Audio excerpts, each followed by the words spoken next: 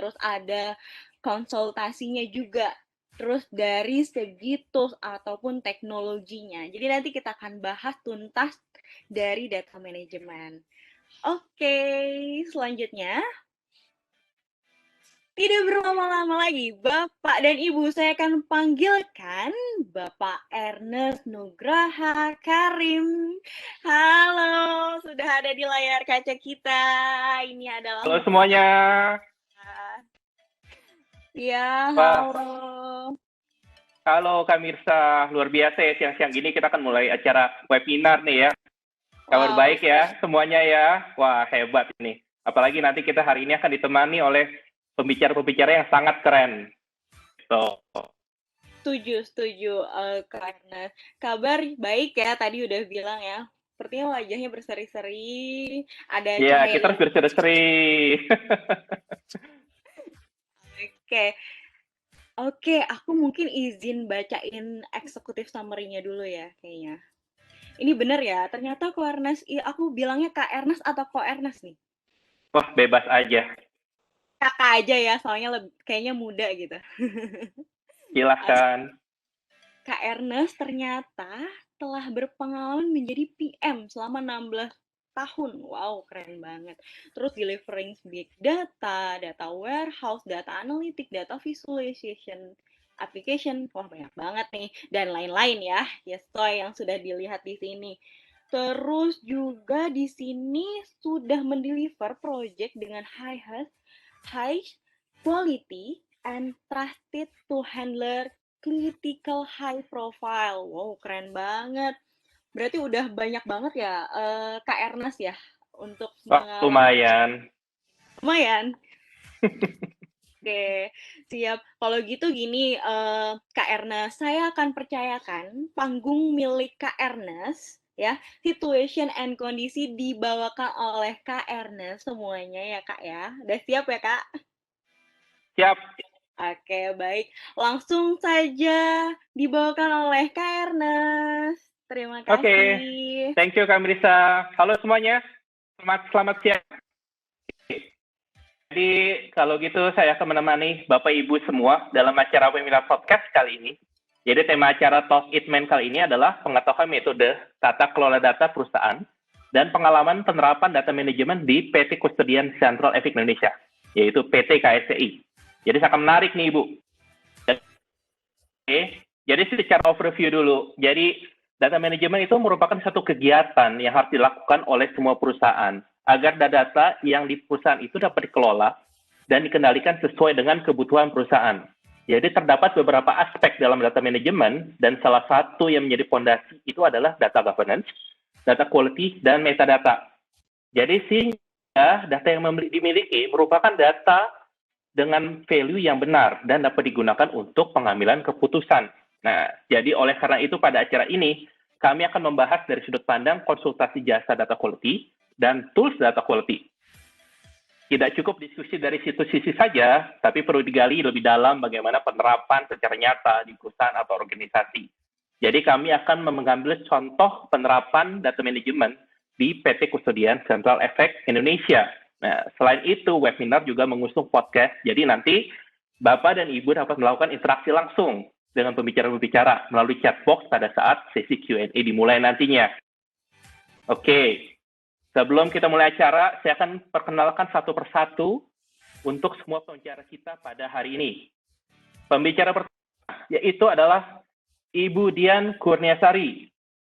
Jadi, secara overview, Bu Dian Kurniasari itu adalah Head of Research and Business Development Division di PT KSEI. Jadi Bu Dian ini mempunyai 20 tahun pengalaman dalam mendevelop services di PT KSEI dan terlibat di banyak proyek aplikasi di pasar modal Indonesia gitu. Jadi secara executive summary 4 tahun terakhir itu KSEI telah mempercayakan Ibu Dian sebagai project manager dalam mengimplementasikan isi KSEI, yaitu adalah support system untuk ERUPS dan project application manager application untuk equity crowdfunding, project manager di development daripada big data platform di KSEI ini, yaitu yang diimplementasikan di saat ini. Oke.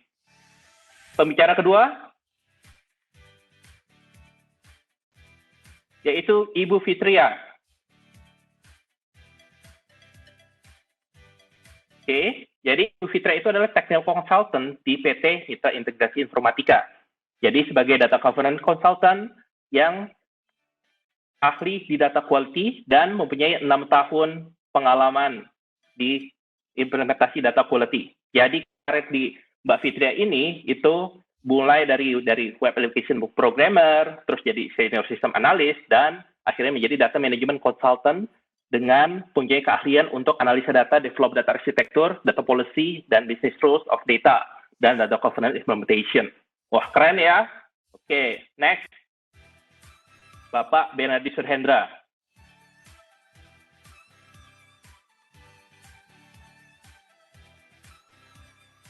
Oke, Bapak Bernardi Surhendra itu sebagai Head of Big Data and Analytics di PT Metro Data Electronics.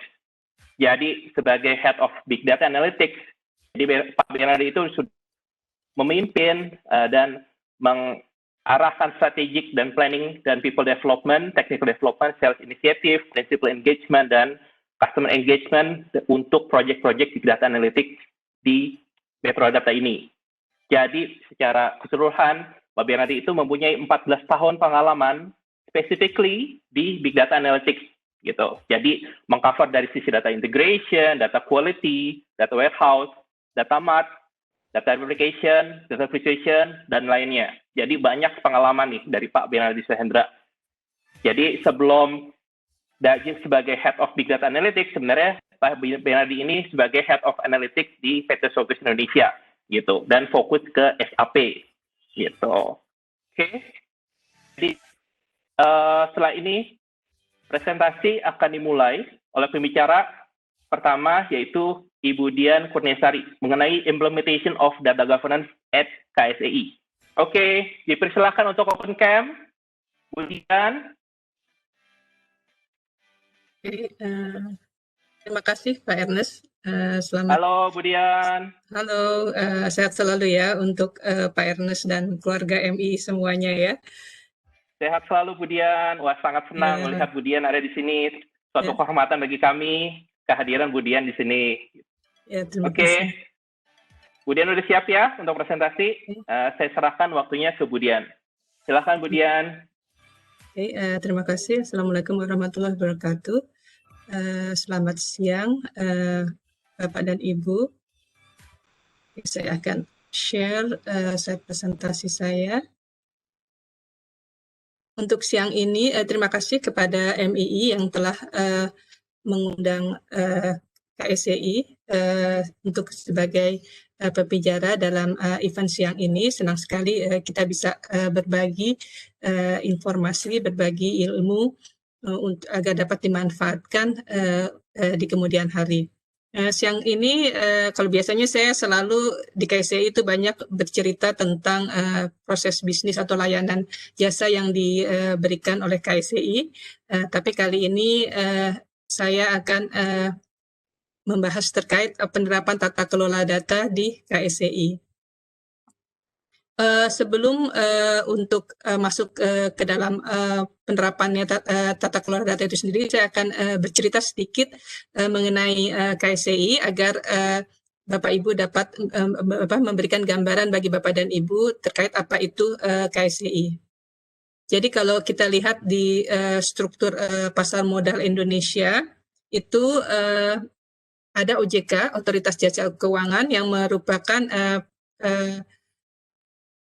pihak otoritas yang menaungi Bursa Efek, KPI, dan KSEI. Di pasar modal sendiri ada Bursa Efek Indonesia yang menyelenggarakan perdagangan, kemudian ada KPI yang menyelenggarakan clearing dan penyaminan efek, kemudian ada KSEI yang merupakan lembaga penyimpanan dan penyelesaian transaksi efek di pasar modal Indonesia. Di sini KSEI memberikan layanan jasa, kustodian sentral, dan penyelesaian transaksi efek yang teratur, wajar, efisien, sesuai dengan Undang-Undang Pasar Modal tahun 1995. Nah, ini kami semua, baik IDX, KPI maupun KSEI, di bawah naungan dari Otoritas Jasa Keuangan. Oke, sebentar ya.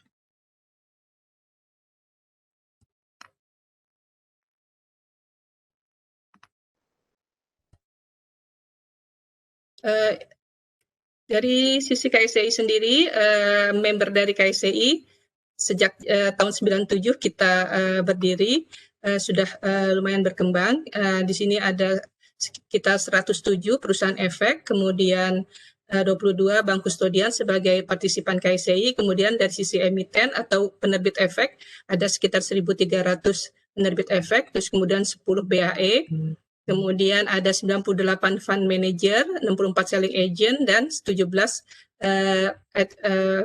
payment bank. Kemudian untuk tipe efek yang dikelola KSCI ada ekuitas, di mana efek-efek yang listing di bursa efek, dan juga efek-efek yang tidak listing di bursa efek. Terus ada sekitar 670 obligasi corporate, kemudian surat berharga negara, medium term notes, mutual fund, atau discretionary fund. Kemudian dari sisi investor, karena kita sebagai LPP,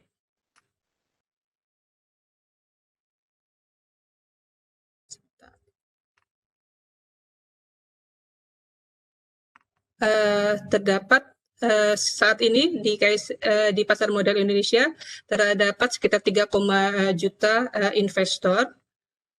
Kemudian untuk investornya sendiri terdiri dari investor individu sekitar mayoritas investor individu sekitar 3,2 juta dan investor institusi sekitar 31.000.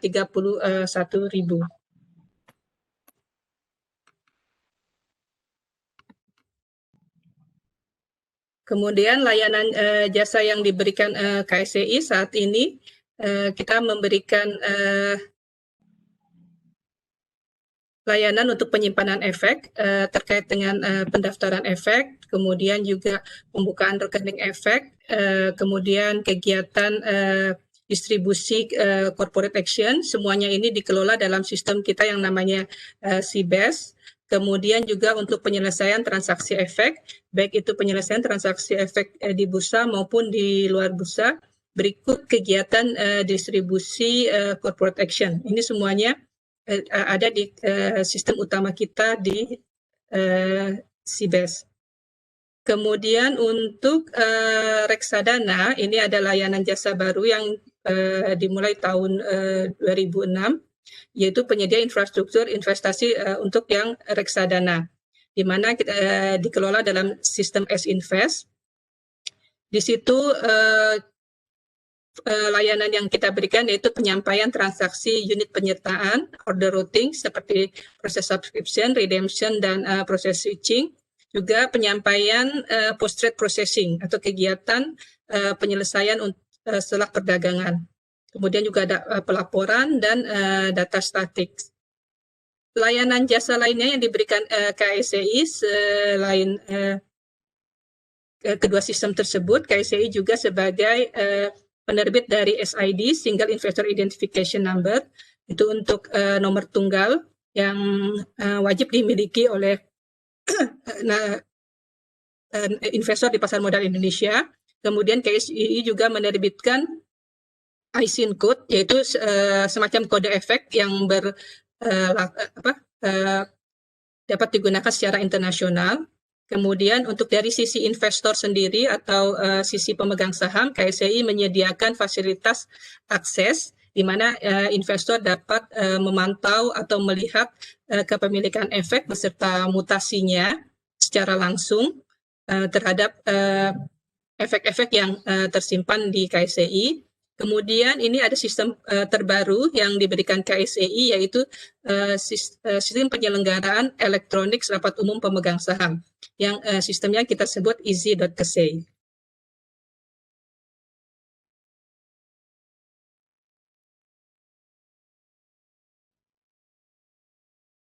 Nah, ini journey dari KSCI semenjak tahun 97, di mana KSCI bertindak sebagai self-regulatory organization tadi bersama dengan Bursa Efek Indonesia dan juga KPI.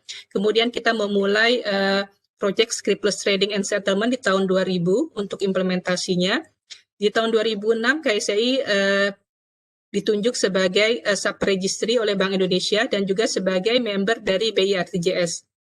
Akses tadi layanan yang diberikan kepada investor kita launching di tahun 2009, kemudian kita memulai Central Bank Money, yaitu penyelesaian transaksi dana melalui Bank Indonesia, itu di tahun 2015. Kemudian tadi S-Invest dimulai di tahun 2016. Untuk yang order routingnya ini diimplementasikan secara bertahap 2 kali. Kemudian produk yang satunya diimplementasikan di tahun 2017. Kemudian setelah berjalan selama 18 tahun, KSCI mengupdate CBES NextG maupun juga dengan fasilitas aksesnya dengan akses NextG.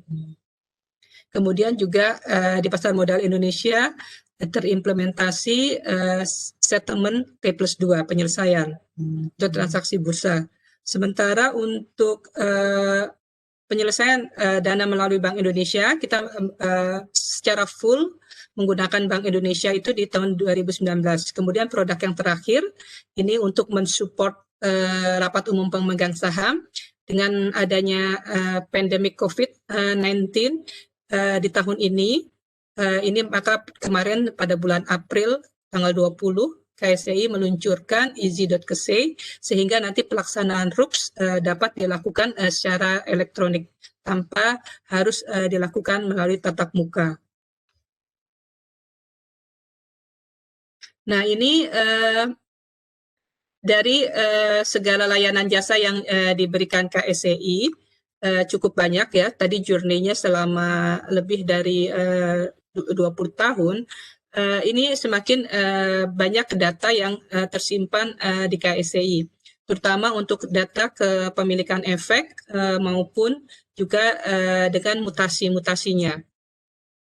Kita pun disupport, tadi sistem KSCI terus berkembang, layanan jasa KSCI terus berkembang, kita harus mensupport 2 core sistem kita yaitu CBES dan S-Invest.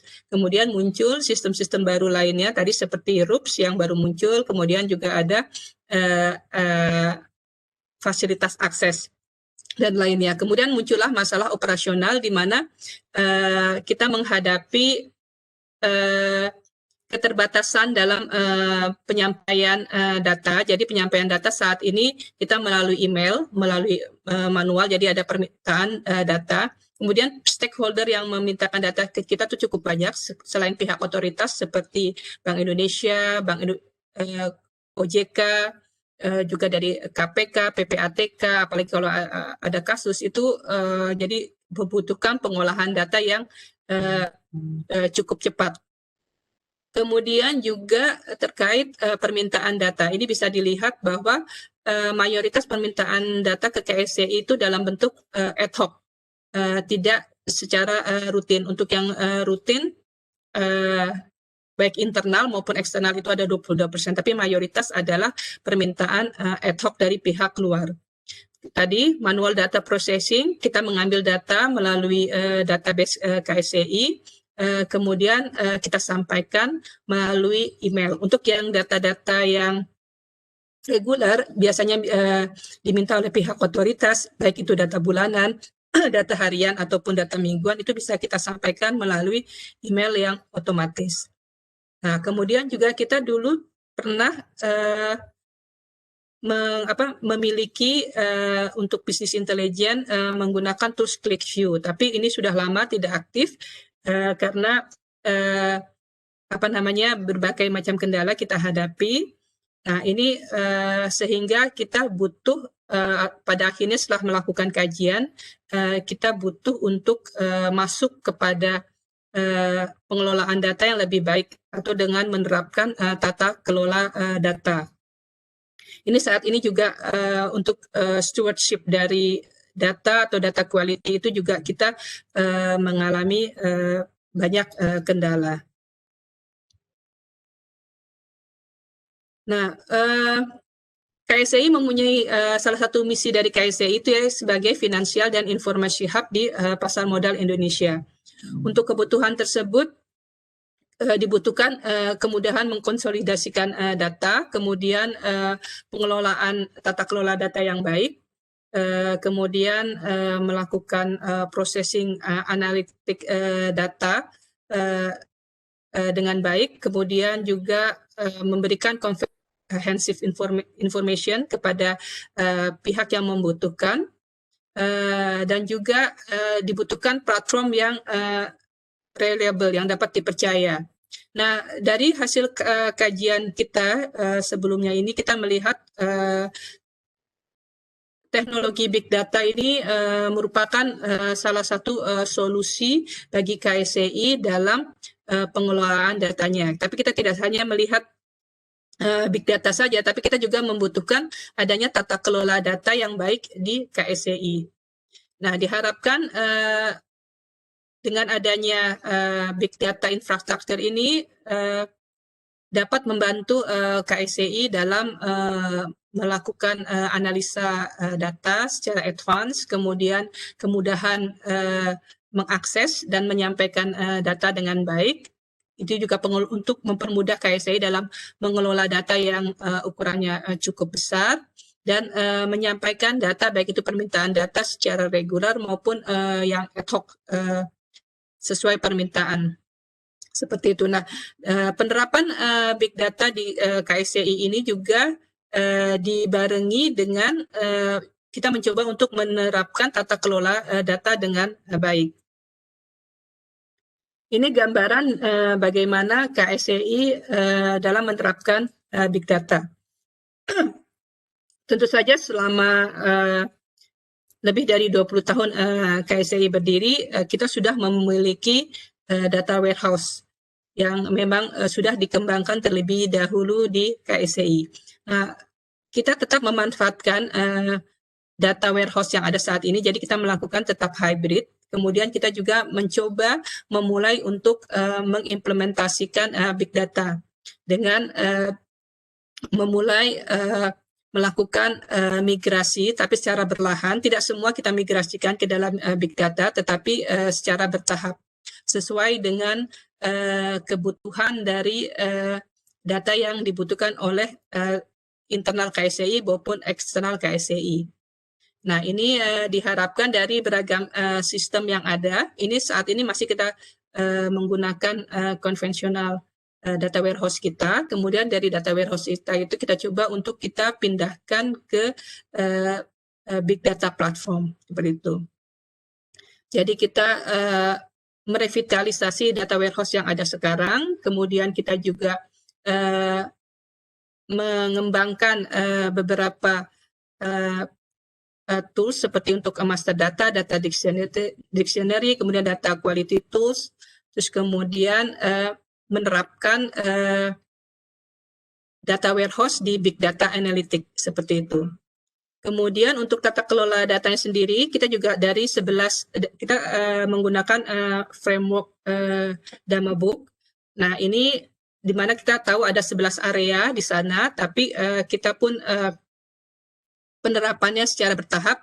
Nah, untuk tata kelola data ini kita juga telah banyak dibantu oleh tim MII. Nah, terima kasih sudah membantu KSEI. Nah, kemarin itu baru ruang lingkup yang dikembangkan atau diterapkan di KSEI untuk penyusunan kebijakan, terus kemudian SLA, katalog layanan, kemudian juga manajemen metadata dan data quality. Jadi kalau ada 11 area, kita sudah melakukan dari sisi KSEI sudah melakukan mapping.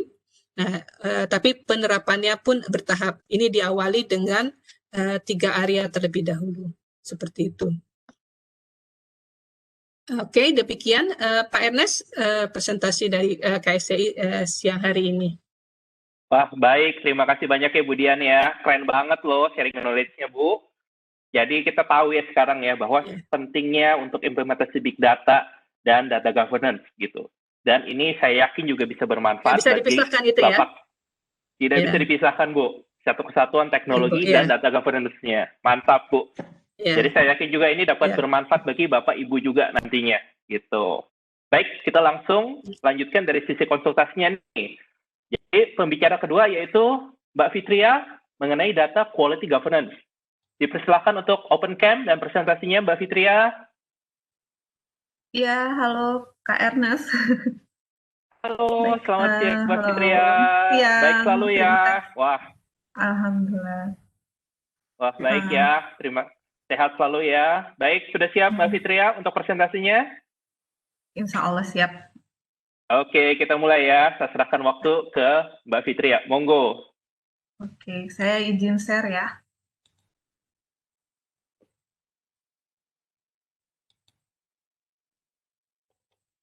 Sudah. Baiklah. Assalamualaikum warahmatullahi wabarakatuh. Selamat siang, salam sejahtera buat kita semua. Sebelumnya terima kasih Oko Ernest sebagai moderator sudah memberikan kesempatan bagi saya untuk menyampaikan sedikit terkait dengan tata kelola kualitas data gitu ya. Kalau tadi Budian sudah menyampaikan dari sisi kainnya, di sini saya akan memberikan sedikit sudut pandang gitu ya dari segi konsultannya itu tata kelola kualitas data itu apa sih kayak gitu ya. Oke. Nah, pada era globalisasi seperti sekarang ini gitu ya, kecepatan perkembangan teknologi itu sangat-sangat cepat gitu ya. Nah, ini membuat semua perusahaan itu menyadari bahwa pentingnya mereka untuk memanfaatkan teknologi dan pemanfaatan data gitu bagi perusahaan sebagai strategi perusahaan. Nah, ketika perusahaan itu sudah mulai menyadari bahwa teknologi dan data itu merupakan suatu aset gitu ya bagi perusahaan, akan ada waktunya perusahaan itu sadar bahwa kualitas data itu perlu kita jaga. Kualitas data itu merupakan komponen yang penting sehingga data-data yang kita gunakan itu merupakan data yang valid dan dapat kita gunakan sebagai pengambilan keputusan bagi perusahaan. Oleh sebab itu, data quality ini merupakan satu komponen gitu ya untuk menciptakan strategi untuk kemajuan si company tersebut. Nah, terdapat beberapa miskonsepsi terkait dengan kualitas data di berbagai organisasi pada umumnya gitu. Yang sering kali kita temui. Misalkan yang pertama itu ada yang beranggapan bahwa kualitas data itu adalah area yang berdiri sendiri. Ini tidak benar ya, karena kualitas data itu sangat bergantung satu sama lain dengan area lainnya, seperti data governance, data arsitektur, business intelligence, dan lain sebagainya macamnya. Kemudian ada yang beranggapan bahwa kualitas data itu adalah pilihan. Ini juga tidak benar karena semua organisasi itu harus terus melakukan peningkatan kualitas data. Ini bukan tentang jika Anda melakukannya, tetapi bagaimana organisasi itu melakukan peningkatan kualitas data. Nah, ini yang ketiga, ini yang paling banyak kita temui di organisasi-organisasi. Kebanyakan organisasi itu beranggapan bahwa kualitas data itu adalah masalah unit IT, sehingga tools-tools yang ada pada unit AI itu dapat menyelesaikan masalah data. Ini sangat tidak benar karena kualitas data itu sangat beragam. Jadi bisa saja disebabkan oleh proses, bisa disebabkan oleh people, atau dari IT issue itu sendiri. Jadi solusinya itu harus holistik. Nah, yang ketiga ini, ada juga yang beranggapan bahwa peningkatan kualitas data itu adalah sebuah project. Nah, ini juga tidak benar ya. Kenapa? Kualitas data mungkin bisa diawali dari sebuah proyek, tetapi dia tidak memiliki akhir gitu ya. Jadi kegiatan kualitas data di organisasi tersebut itu harus terus berkembang menjadi proses perbaikan yang berkelanjutan di internal company tersebut kayak gitu. Nah, pada tahun 2001 gitu ya, berdasarkan survei PricewaterhouseCoopers itu sebanyak 75% perusahaan itu telah menderita kerugian karena masalah kualitas data. Jadi sebenarnya kualitas data itu apa sih? Nah, kualitas data itu dapat didefinisikan sebagai kesesuaian data untuk memenuhi kebutuhan bisnis. Nah, bagaimana data ini dapat memenuhi kebutuhan bisnis? Itu artinya data tersebut terbukti gitu ya, dapat digunakan untuk mencapai tujuan. Terbukti itu artinya peningkatan data tersebut dapat diukur dan dapat menunjukkan adanya dampak terhadap bisnis. Kemudian mencapai tujuan itu artinya kualitas data itu harus memenuhi kebutuhan bisnis. Oleh sebab itu, pendekatan yang digunakan untuk peningkatan kualitas data itu harus pendekatan yang holistik.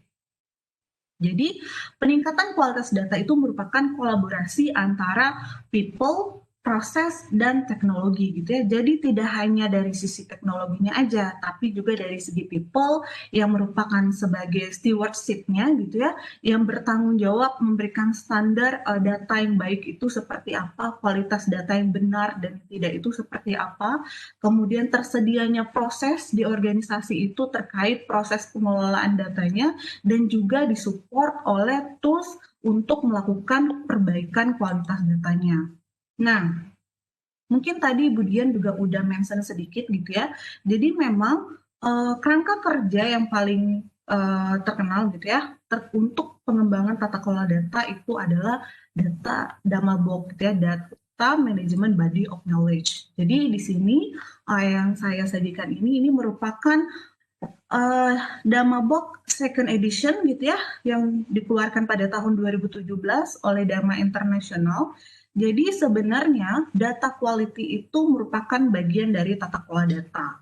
Nah, dari artinya aja, tata kelola itu kan berarti sesuatu yang ingin kita kendalikan dan kita atur sehingga sesuatu tersebut dapat mencapai tujuan yang kita inginkan. Dalam kasus ini itu adalah data.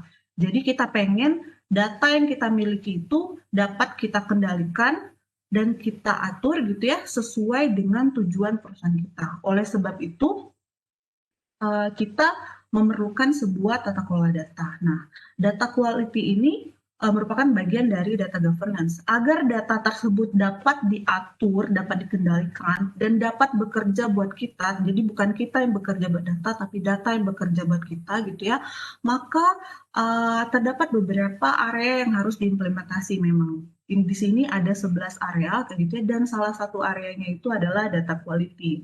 Jadi data quality ini merupakan salah satu area fondasi agar data itu dapat memberikan value bagi perusahaan. Nah, kalau menurut DAMABOK gitu ya, data quality itu merupakan perencanaan dan implementasi teknik manajemen kualitas gitu ya, untuk mengukur, menilai, dan meningkatkan kesesuaian data untuk digunakan dalam suatu organisasi. Di sini DAMABOK juga sudah memberikan gitu ya di masing-masing elemen di wheels-nya data governance itu apa saja aktivitas yang harus kita lakukan untuk mengembangkan masing-masing area tadi. Nah, yang ditampilkan ini adalah salah satunya terkait dengan data quality. Jadi memang kegiatan data quality ini, aktivitasnya itu tidak hanya aktivitas yang terkait dengan hal-hal yang teknis perbaikan data, tidak hanya itu, tetapi juga terkait dengan manajerial seperti kebijakan, stewardship, dan lain segala macamnya. Karena memang tools teknologi itu kan dioperate gitu ya oleh people-nya. Oleh sebab itu, di sini kita juga harus mengelola stewardship, si pengelola datanya harus bagaimana. Nah, di sini Dama sudah memberikan sedikit gambaran gitu ya aktivitas yang harus kita lakukan, mulai dari mendefinisikan kualitas data yang baik di perusahaan itu bagaimana, hingga kita mendevelop gitu ya kebijakan dan stewardship terkait dengan tata kelola data di organisasi tersebut. Nah, kenapa kita perlu mendefinisikan kualitas data di perusahaan, di organisasi kita? Kenapa? Karena agar semua orang itu memiliki persepsi yang sama terkait dengan tingkat kebenaran suatu data. Nah, untuk menentukan standar data yang benar atau tidak itu di dalam data quality itu dikenal ada yang namanya dimensi kualitas data. Ini apabila Ibu Bapak sekalian melakukan implementasi terkait dengan kualitas data, maka akan sering dengar terkait dengan dimensi kualitas data. Jadi dalam menentukan strategi kualitas data itu biasanya kita akan melakukan penetapan dimensi kualitas data yang akan kita gunakan untuk masing-masing data yang ada di perusahaan gitu ya. Jadi misalkan data A itu disebut dengan akurasi apabila dia memenuhi syarat apa. Terus juga dari segi completeness-nya bagaimana, konsistensinya bagaimana. Jadi apabila data ini digunakan di banyak unit kayak gitu ya, atau dia bersumber dari banyak unit, apabila kita ingin mencari satu data, mau kita cari dia di unit manapun, kita akan menemukan satu data yang sama. Kayak gitu. Jadi di sini untuk contoh dimensi kualitas datanya ini hanya ada beberapa contoh, masih banyak lain laginya gitu ya, yang lain dimensi-dimensi kualitas data lainnya. Jadi memang untuk tata kelola kualitas data ini kegiatan yang dilakukan itu memang kolaborasi antara tiga hal, people, proses, dan teknologi kayak gitu ya. Dari mulai dan aktivitasnya itu dilakukan mulai dari kita mendefinisikan kualitas data itu bagaimana di perusahaan itu untuk masing-masing data, hingga kita melakukan teknis perbaikan data menggunakan tools, dan pada akhirnya kita harus membentuk gitu ya stewardship penata layanan atau pengelola daripada tata kelola data di perusahaan tersebut, sehingga apabila di kemudian hari gitu ya terjadi isu-isu permasalahan data atau konflik data, itu kita sudah tahu kayak gitu, kita harus mengambil tindakan seperti apa. Karena seperti yang kita ketahui, data itu kan terus tumbuh, tidak hanya dari segi jumlahnya, tapi dari segi jenisnya. Nah, apabila ada data-data baru, teknologi tidak bisa bekerja sendiri. Nah, disitulah muncul perannya people dan proses, bagaimana harus menyelesaikan apabila ada isu-isu permasalahan seperti itu.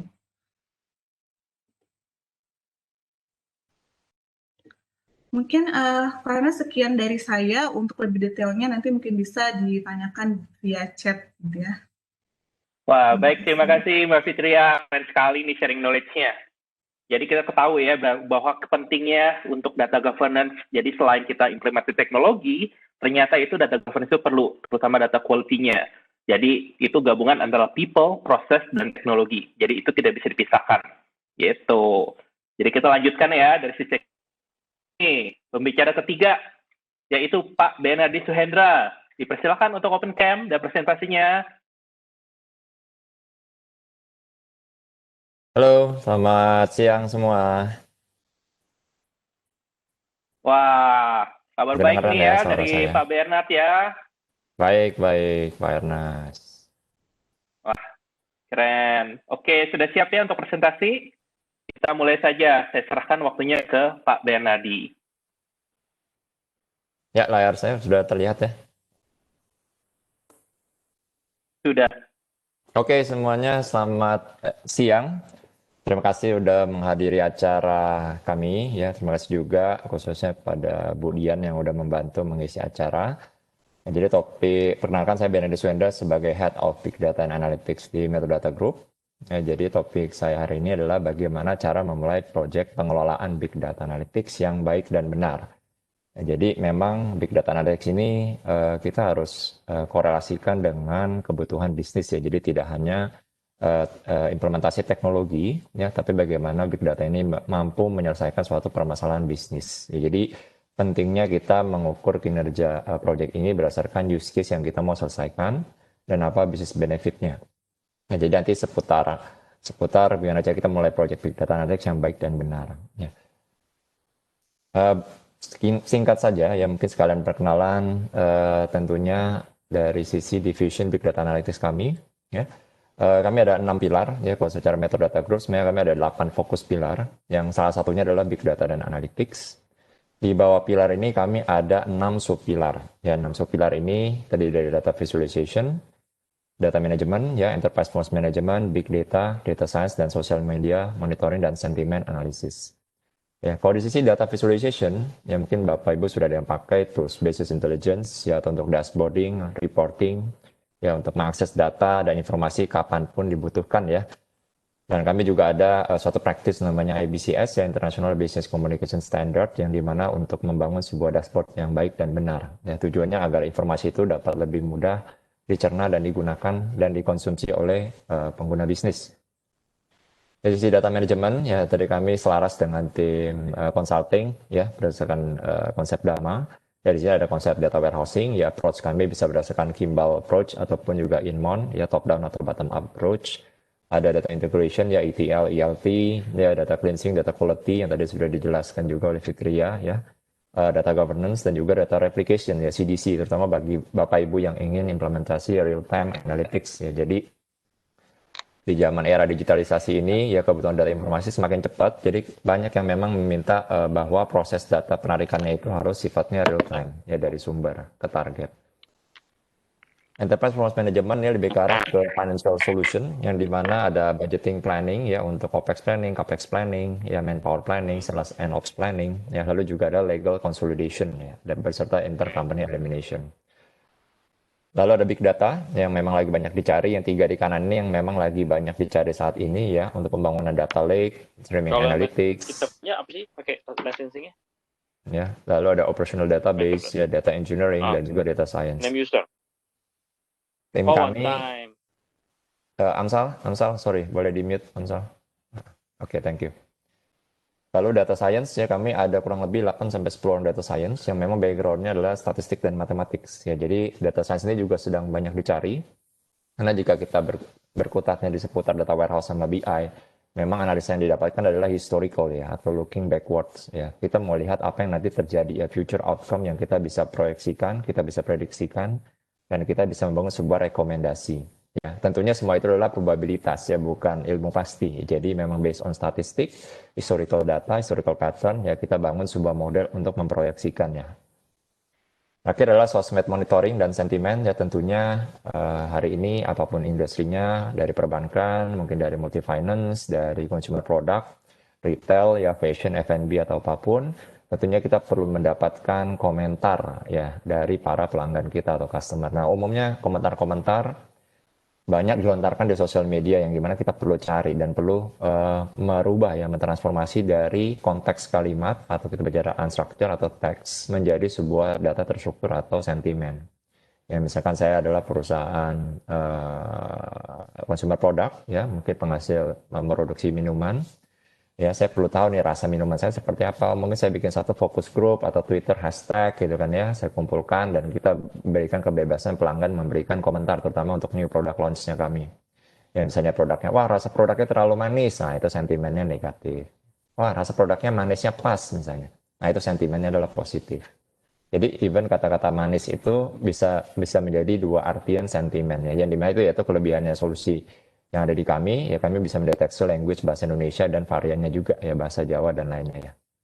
Nah ini kurang lebih adalah portfolio dari division Big Data Analytics yang dimana kami membantu end-to-end ya dari mulai menarik data, mengolah, membersihkan, cleansing, melakukan governance, ya lalu menampilkannya data visualization, ya lalu juga membuat suatu proyeksi ke depan dari sentimen. Jadi kami akan membantu Bapak Ibu end-to-end ya di sini.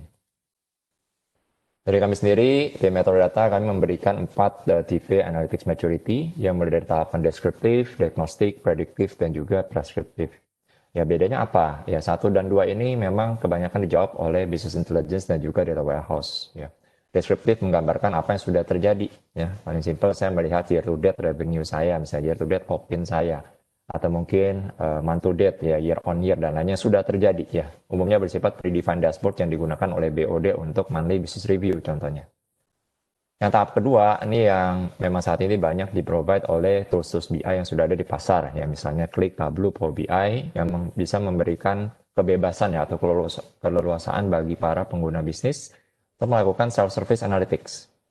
Jadi contoh misalnya kita year to date revenue kita tidak capai target sampai dengan Oktober kemarin misalkan. Pasti tentunya kita perlu bertanya lebih lanjut ya.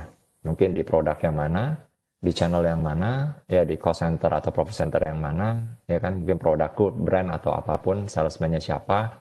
Nah itu tujuannya kita melakukan diagnosa ya, melakukan drill down, drill up, ya filtering, sorting dan lainnya untuk mencari jawaban. Ya, tapi 1 dan 2 ini terbatas ya, melihat apa yang sudah terjadi. Yang dimana yang sudah terjadi ya kita nggak bisa ubah. Yang kita masih ubah dari sisi bisnisnya kita semua adalah apa yang nantinya akan terjadi. Ya tentunya untuk memproyeksikan atau memprediksikan apa yang akan terjadi ya tidak mudah memang. Ya ada 2 faktor yang mengikuti ya kita bicara robustness dan completeness. Ya jadi 3 dan 4, 3 ini lebih kalau prediktif. Contohnya tadi kita lagi lihat historical year to date revenue, saya pengen forecast revenue penjualan saya atau mungkin manpower saya atau inventory saya atau hal-hal lainnya berkaitan dengan perencanaan ke depan ya itu jadinya seperti apa next month-nya atau mungkin next week ya itu 30 hari ke depan.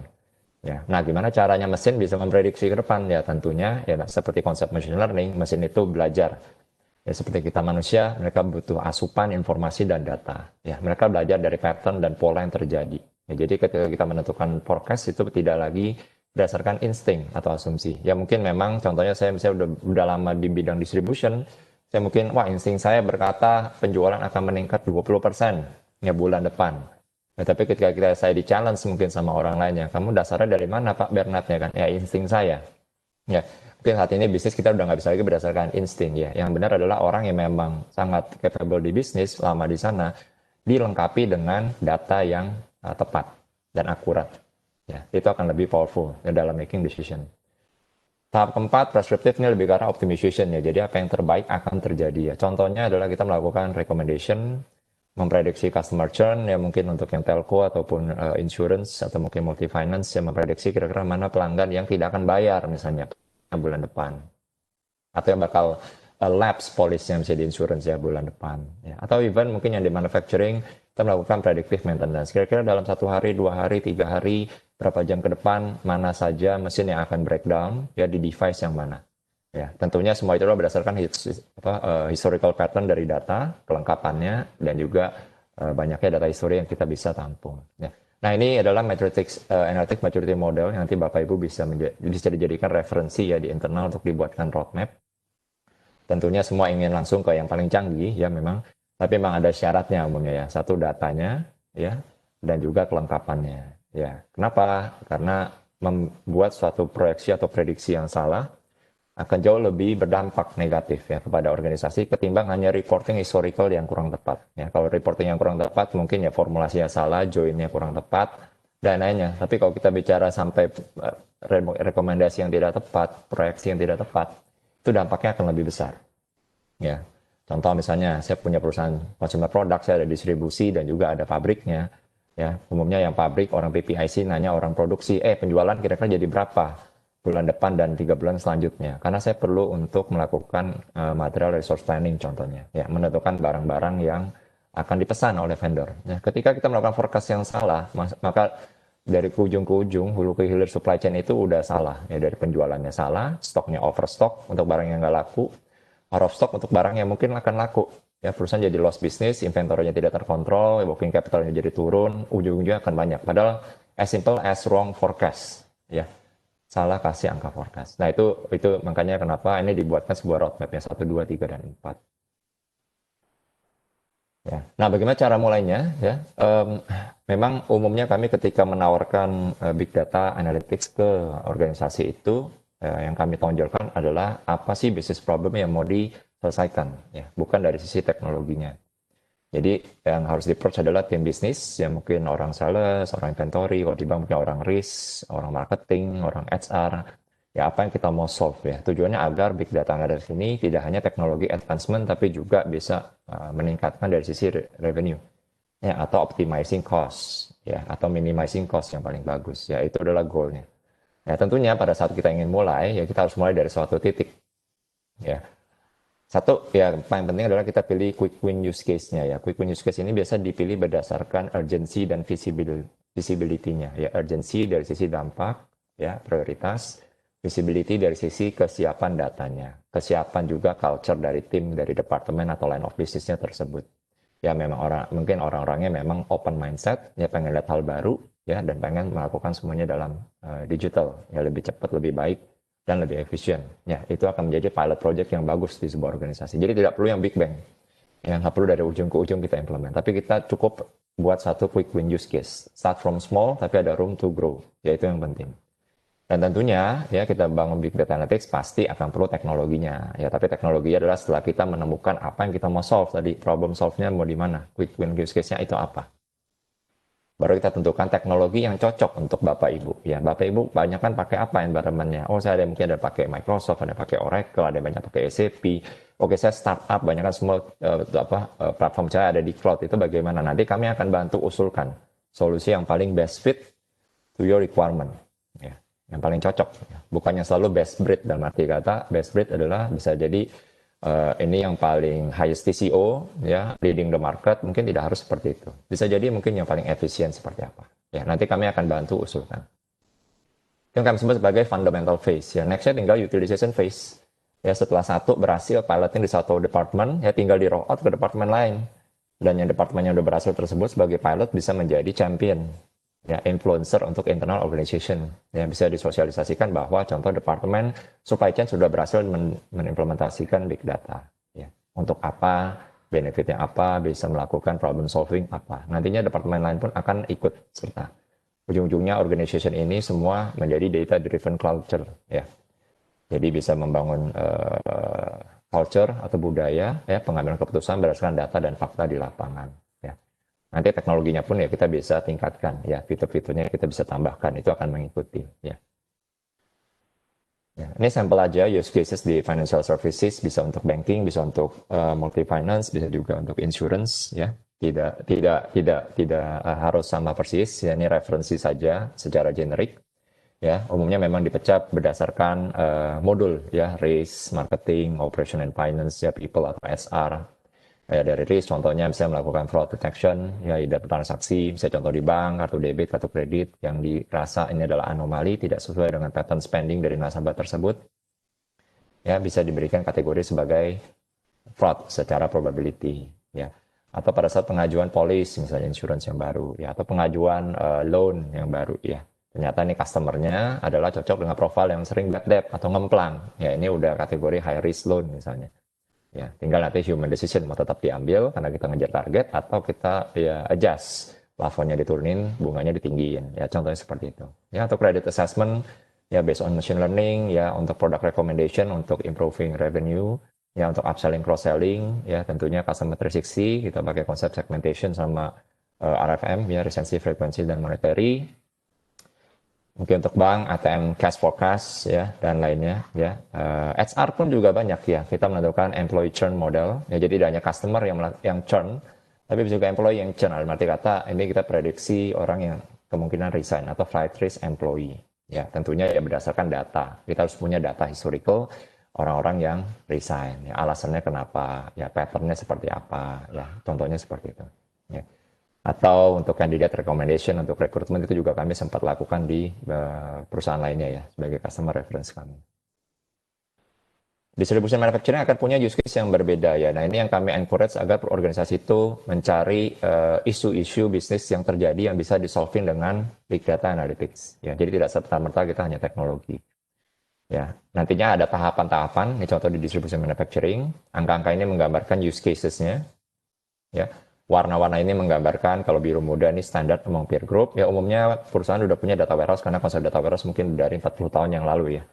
Dari si Kimball itu dari 40 tahun yang lalu ada, umumnya mereka udah ada, tinggal di offload masuk ke big data jika memang mau single data platform saja bisa. Ya, hijau artinya common use case, biru itu artinya strategic use case, yang orange ini artinya new innovation yang di-enable karena adanya big data.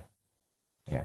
Jadi tahap awareness baru tahu oh big data bisa begini, kita baru eksplorasi ya, at least yang basic analytics kita bisa, optimization udah mulai ada new innovation di sana.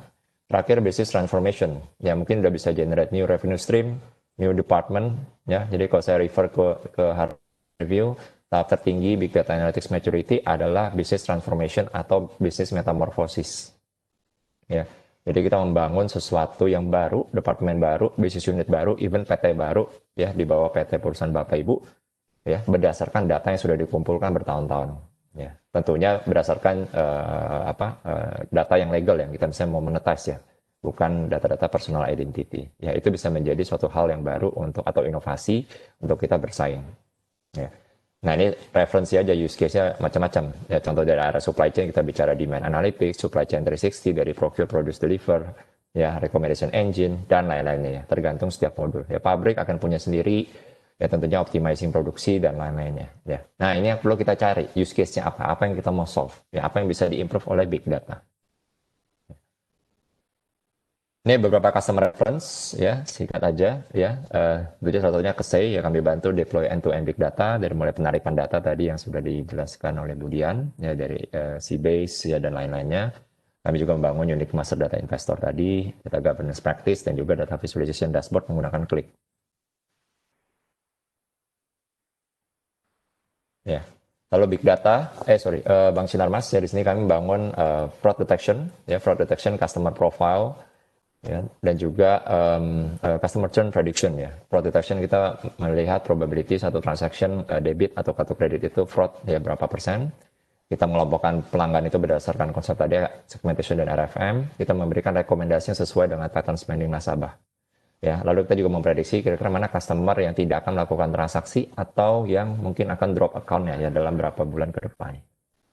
Ya, bentuk juga Toyota mostly di inventory use case ya, jadi inventory consumption forecast, dead stock, inventory, ya turnover inventory dan juga days of inventory. Ya, kami juga supporting Bank Indonesia sampai sekarang untuk big data cluster mereka. Kami juga ada support salah satu pabrik motor terbesar, ya ini ada terikat NDA, saya belum boleh sebut brandnya selama 5 tahun. Ya, karena pabrik motor di Indonesia ya mungkin yang besar cuma 3, ya, kompetisinya sangat ketat. Ya, tapi di sini kami deploy big data end-to-end juga, mereka emang salah satu pengguna SAP yang lama dan terbesar, ya salah satu grup yang terbesar juga di Indonesia. Ini kami deploy HR Analytics ya untuk kandidat recommendation dan end-to-end HR, turnover analysis, cumulative cost component, productivity, sampai absen, technical assessment dan lainnya. Lalu core pabriknya, product costing variance analytics, ya tentunya kita mau bandingkan ya untuk membangun sebuah motor, BOQ-nya atau BOM-nya itu apa aja, ya kita udah punya standarnya, akhir bulan itu ada variannya nggak dengan actual. Ya. Exim Bank, kami bantu juga melakukan export commodity forecast, ya ada ini analytics data advertising, ini salah satu spin-off-nya dari Excel, ya untuk perusahaan advertising, kami bantu migration big data, juga beberapa telco, Indosat, Excel, ya dan juga Bank Mandiri, ya akhir kami lagi jalan juga di salah satu retail Embagins untuk melakukan retail sales forecast. Ya. Dan terakhir, reference kami juga akan melakukan project deep learning, ya. Jadi tadi ya big data, ya mereka ya big data ini bisa menampung data, tidak hanya data terstruktur, tapi juga data-data yang tidak terstruktur, contohnya seperti gambar atau video. Ya. Kalau di sini, ya tentunya kalau bagi Bapak Ibu yang dari perusahaan distribution, ada salesman yang canvassing berkunjung ke toko-toko. Nah di sini tuh salesman-nya melakukan foto di sebuah rak, ya rak suatu toko, gitu kan ya. Nah, itu kita akan hitung jumlah SKU-nya di sana dan semua variannya. Ya, tujuannya untuk melakukan analisa plan program di toko tersebut dan juga performance dari kunjungan, ya, kemudian disebut call dan effective call di sana. Ya. Oke, dari situ aja mungkin sharing dari saya. Ya, terima kasih. Nanti saya kembalikan ke Pak Ernest ya. Oke, baik. Terima kasih banyak ya Pak Bernard ya. Wah, keren banget nih ya. Jadi kita tahu bahwa ada saling kekaitan satu sama lainnya ya. Jadi dalam penerapan dibutuhkan konsultasi dan dibutuhkan teknologinya untuk penyempurnaan penerapan ini. Mantap sekali Pak Bernard. Thank you ya. Thank you, thank you. Oke. Nah, ini dia waktu yang kita tunggu-tunggu nih, yaitu sesi podcast sesuai dengan tema kita, Talk It Man. Ayo silakan Bapak Ibu mulai mempersiapkan diri ya untuk pertanyaan-pertanyaan ya. Nanti sementara saya bacakan aturan permainannya dulu nih. Jadi pertama itu untuk pertanyaan-pertanyaan silahkan ditulis di chat box Webex gitu. Tapi tetap nanti keadaannya tetap mute dan tidak menyalakan video. Dan nanti akan dipilih pertanyaan-pertanyaannya dan narasumber akan menjawab pertanyaan tersebut. Dan 3 pertanyaan terbaik itu akan diberikan hadiah seru, yaitu juara 1 150.000 voucher GrabFood dan e-book mengenai Microsoft Power BI. Juara 2 100.000 dan e-book mengenai Power BI juga, dan juara 3 ada 50.000. Oke, kita mulai pilih ya. Oke, tadi sudah ada yang bertanya sewaktu sedang melakukan presentasi slide dari pembicara. Oke, pertama itu dari Ibu Indrayani, yaitu bertanya, untuk penerapan Dhamma butuh berapa lama sih biasanya sih? Nah, jadi ini kayaknya cocok ke Ibu Fitria nih. Ibu Fitria, Ya. silahkan open cam. Oke. Oke Bu, silahkan dijawab pertanyaannya Bu. Oke, sebelumnya terima kasih Bu Indrajani atas pertanyaannya. Jadi pertanyaannya adalah penerapan Dhamma itu butuh berapa lama biasanya? Nah, seperti yang tadi sudah kita lihat ya, Dhamma itu punya 11 wheel, 11 komponen area. Nah, pengembangan Dhamma itu perlu diketahui, itu kita tidak hanya implementasi tools-nya, tapi kita juga mengembangkan policing-nya, stewardship dan SOP dan juga program kerja apa saja yang harus dilakukan oleh organisasi tersebut di masing-masing areanya. Nah, biasanya kalau pengalaman kami, wheels komponen-komponen yang ada di dalam Dama itu kami pengerjaannya itu secara bertahap. Jadi tidak langsung ke semua komponen. Jadi biasanya kita mulai dengan pondasi awal dulu, yaitu data governance, data quality, dan metadata. Nah, jadi 3 area ini merupakan area pondasi. Nah, biasanya untuk area pondasi ini kita biasanya melakukan pekerjaannya itu kurang lebih minimal itu 8 bulan. Ini balik lagi ke kondisi data di perusahaan. Seperti yang diketahui, setiap perusahaan itu kan memiliki aplikasi dan jumlah data yang berbeda-beda. Jadi ini balik lagi ke tingkat kompleksitas data yang ada di perusahaan tersebut dan jumlahnya berapa. Jadi makin tinggi jumlah data, maksudnya jumlah data ini kelompok data ya Bu ya, bukan jumlah raw data tapi jumlah kelompok data, domain data di perusahaan tersebut. Nah, makin lama juga pengerjaan kualitas datanya, karena kita tidak hanya melakukan pengembangan polisinya, tapi juga sekaligus melakukan perbaikan datanya dan juga memberikan transfer knowledge, training gitu ya, sehingga ketika pekerjaan ini selesai, organisasi tersebut dapat menjalankan tata kelola data secara mandiri seperti itu. Itu mungkin. Wah, thank you ya, Mbak Fitri ya atas Ya. jawabannya. Terima kasih banyak loh. Ya, Oke, sama-sama. semoga jawaban itu sudah menjawab ya dari pertanyaan Ibu Indrayani. Oke, nextnya kita cari lagi pertanyaan. Oke, ini ada dari Pak Andri Barata. Jadi pertanyaan adalah tantangan umum apa sih yang biasa dihadapi ketika menerapkan big data pada suatu perusahaan? Oke, untuk pertanyaan ini saya serahkan ke Pak Bernard. Pak Bernard. Ya, terima kasih Pak Ernest. Terima kasih juga Pak Andri ya atas pertanyaannya. Jadi tantangan umum apa yang biasa dihadapi ketika menerapkan big data ya pada suatu perusahaan? Ya, umumnya memang yang sering kami hadapi ya dari pengalaman kami, satu penentuan dari sisi use case-nya. Ya, kadang memang business user masih bingung, jadi mau bangun apa dengan big data. Ya, memang big data ini kan menjadi jargon yang sangat menarik ya, big data, AI, machine learning. Terkadang mungkin pimpinan perusahaan mengikuti suatu acara, ya kan, ada apa jargonnya big data, machine learning. Kalau mungkin dari CEO tersebut atau pimpinan bilang, tim, tolong dong implement big data di perusahaan kita. Ya, nah memang umumnya kalau yang ada top down seperti itu, ya kadang business user masih bingung nih kita atau even IT ya itu use case itu mau seperti apa yang mau di solving. Karena kalau kita hanya approach dari sisi teknis, teknologi, success rate-nya akan lebih rendah. Ya, jadi tantangan umumnya adalah satu penentuan use case, yang kedua yang sering dihadapin adalah dari sisi data. Ya, data ini menjadi satu kunci yang penting, tidak hanya big data, data warehouse yang menjadi salah satu key elemen ya dalam kita implementasi big data. Ya, apalagi sampai ke machine learning tadi, historical data yang kita punya, kelengkapannya atau completeness-nya dan juga kualitas datanya tadi. Ya, itu akan menentukan juga keberhasilannya. Seperti tadi presentasi saya, untuk kita mulai, kita pilih quick win use case. Use case itu bisa dalam satu modul, beberapa use case atau satu modul, satu use case. Tentunya berdasarkan urgency dan visibility ya. Tadi urgency prioritasnya, visibility dari kesiapannya. Kesiapan data dan juga kesiapan dari orang-orangnya. Ya, jadi use case, penentuan use case, data dan juga kesiapan dari orang-orangnya atau culture-nya itu menjadi tantangan yang umum ya yang biasanya kami hadapi ya. Kalau semuanya itu udah ada, biasanya memang success rate-nya lebih tinggi ya. Mungkin itu Pak Andri cukup jelas atau? Oke, terima kasih dari Pak Bernard. Pak Andri, sudah cukup jelas ya jawabannya ya. Kalau nanti ada pertanyaan lagi silahkan diajukan saja. Oke, next-nya dari Ibu Indrayani lagi. Wah, semangat banget nih Ibu Indrayani nih. Oke, hubungan data governance dengan big data implementation di bagian apa saja sih? Oke, untuk pertanyaan ini saya serahkan ke Ibu Dian. Silahkan Ibu Dian.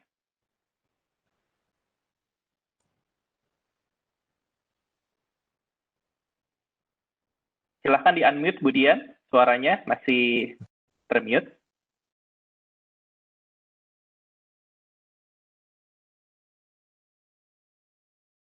Oke, terima kasih pertanyaannya Bu Indrayani. Saya akan coba bantu jawab.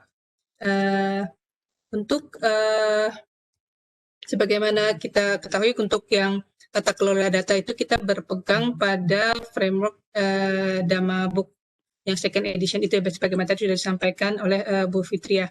Nah, di sana ada 11 area, diantaranya tata kelola data, arsitektur data, data modeling, data storage, data security, data integration, data dokumen manajemen, reference atau master data, data warehousing, metadata management, dan data quality. Nah, ini erat banget kaitannya. Jadi dalam kita dengan pengalaman yang ada di KSCI, dalam saat kita akan mengembangkan big data platform, kita ini tidak mau juga pengembangannya secara sembarang tentunya. Sebelumnya kita sudah menerapkan data warehouse di KSCI. Itu karena memang basic datanya di situ, adanya data warehouse terlebih dahulu di KSCI. Tapi kemudian muncul masalah-masalah operasional sebagaimana yang telah kami sampaikan, sehingga kita come up dengan solusi melalui big data platform ini. Tentu saja dalam pengembangannya kita tidak mau penerapannya, karena memang kita tahu juga nggak murah gitu ya dalam penerapan big data, dan juga tidak dalam waktu singkat, butuh waktu juga. Kita ingin untuk mendapatkan yang terbaik, kita juga harus diimbangi dengan pengelolaan data. Ada tata kelola data yang diterapkan di KSCI. Jadi ini harus berjalan secara bersamaan, di mana kita harus melihat arsitektur dari data itu sendiri, kemudian perancangannya, dalam perancangan big data itu bagaimana, tadi sebagaimana disampaikan Pak Bernard, juga kita harus lihat pertama adalah use case-nya. Use case, tujuan use case apa yang kita inginkan atau kita kembangkan. Di situ juga diawali juga dengan data modeling dan desain. Kemudian data storage-nya bagaimana atas penyimpanan data yang kita miliki. Nggak kalah penting pengamanan dari data itu sendiri. Menggunakan big data, jangan sampai juga kita melupakan data security.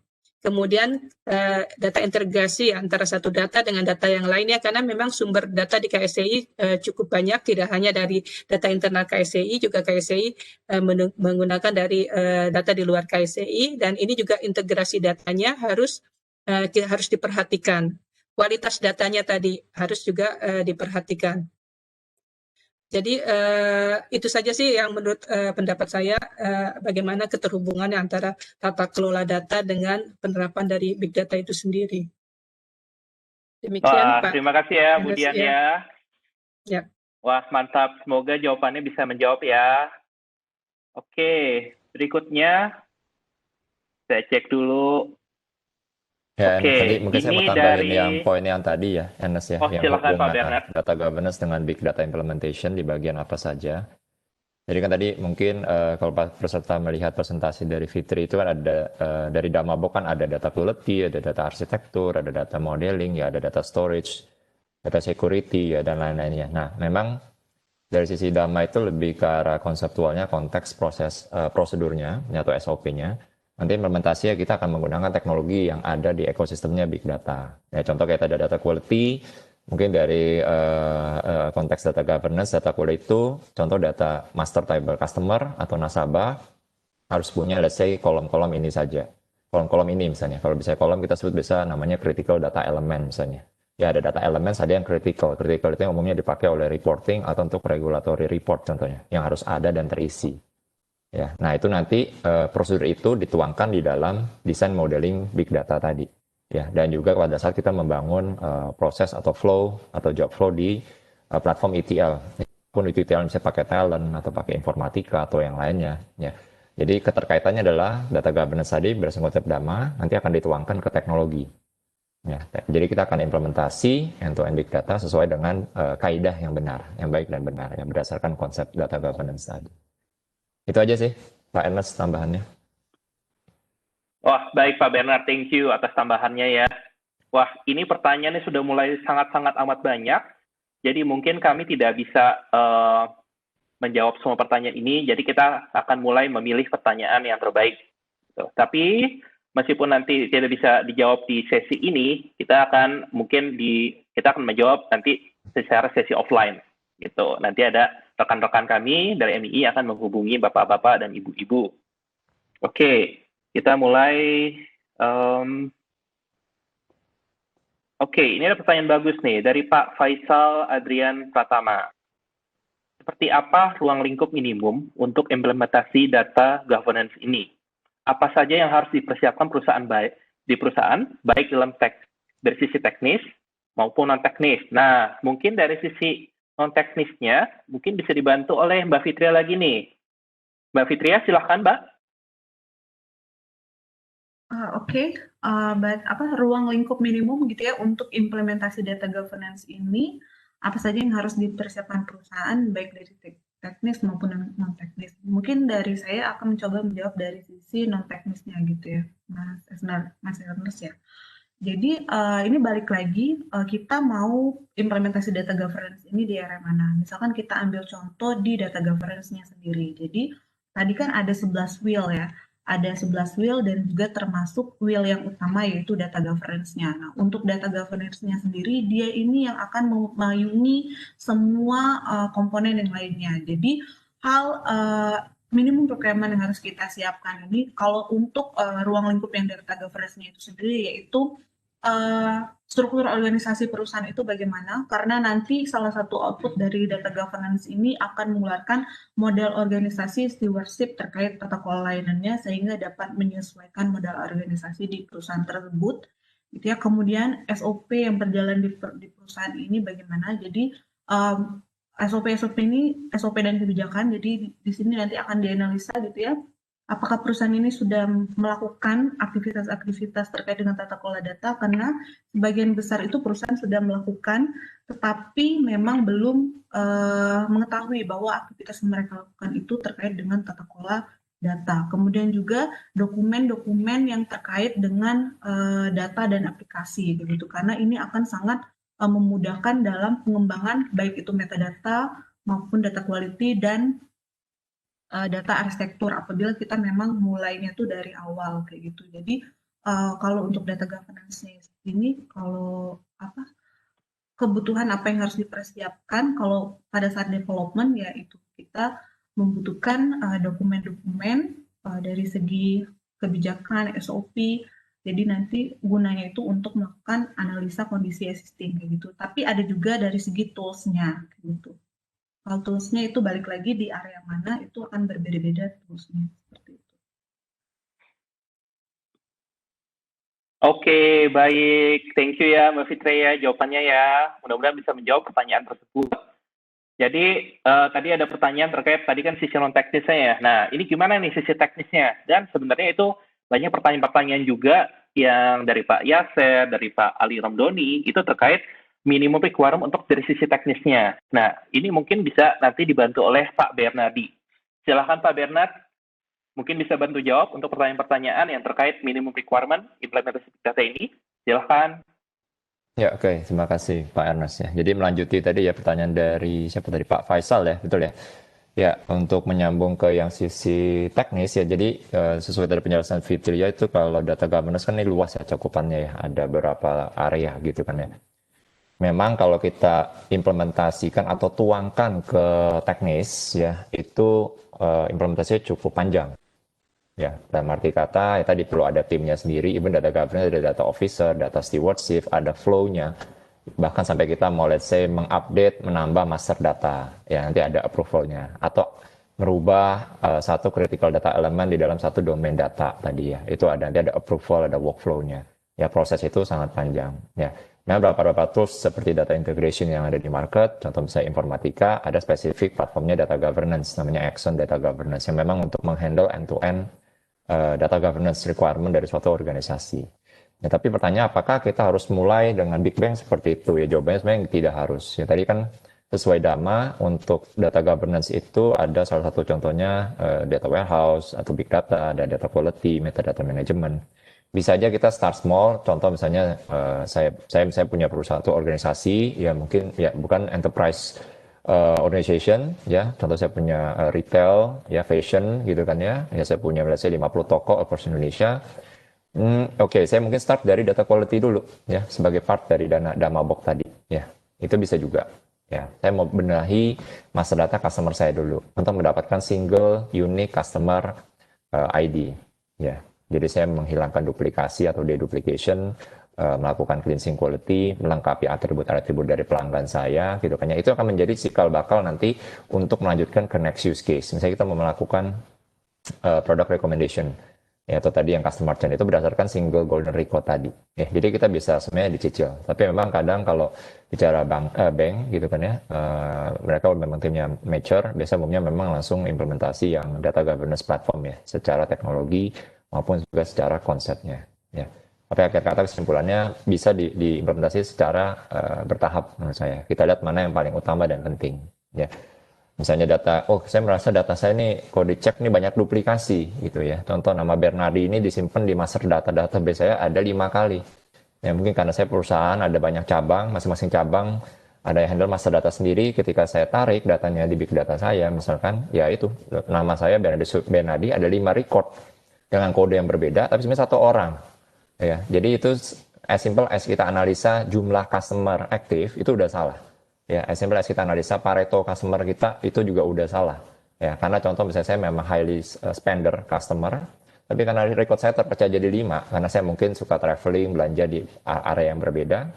Ya, saya punya transaction value atau volume pun terpecah menjadi 5. Harusnya saya masuk kategori Pareto, cuman karena datanya masih tidak clean atau kotor, masih banyak duplikat, saya jadi keluar dari area Pareto. Ya, jadi yang simple analisa pun akan kurang tepat. Ya, apalagi kita mau bicara yang advanced analytics tadi sampai prescriptive dan predictive. Mungkin itu dari saya ya, Pak Ernest. Oke, baik. Terima kasih ya dari Pak Bernard. Thank you atas jawabannya. Semoga bisa menjawab pertanyaan yang keterkaitan tadi sebenarnya. Jadi ya dari sisi minimum requirement, implementasi di perusahaan SMB seperti apa, dari Pak Yasser, Pak Arif, itu seharusnya sudah bisa menjawab pertanyaan-pertanyaan. Jadi next, oke, ini ada pertanyaan bagus juga dari Pak Budi Hertanto. Saya ingin tanya, apakah KSE juga melakukan pelatihan kepada tim IT? Beberapa persen, alokasi dana untuk pengembangan SDM dalam kaitannya dengan pengelolaan big data pada khususnya IT pada umumnya, karena sering perusahaan non-IT kurang memperhatikan masalah tren tersebut. Oke, silakan Budian. Ini pertanyaan bagus nih Budian. Oke, terima kasih atas pertanyaannya terkait training ya. Jadi memang saat KSCI memutuskan untuk menerapkan big data, kita memang harus mempersiapkan human resource-nya. Nggak hanya tim IT, tapi juga non-IT pun kita harus persiapkan. Karena memang karena kita waktu saat akan menerapkan big data, tidak hanya big datanya saja, tapi juga dibarengi dengan tata kelola datanya. Oleh karena itu, kita memberikan awareness ke staff KSCI terkait dengan tata kelola data, itu kita berikan trainingnya. Kemudian untuk khusus untuk pelatihan big data sendiri juga beberapa tim kita berikan pelatihan terkait apa itu big data, terus bagaimana pengelolaannya seperti itu. Jadinya memang training terkait big data ataupun tata kelola data tidak hanya diberikan kepada tim IT di KSCI, tapi sebisa mungkin diberikan ke karyawan lainnya yang non-IT seperti itu. Oke, baik. Terima kasih ya dari Budian ya atas jawabannya ya. Oke, kita cari lagi pertanyaan berikut.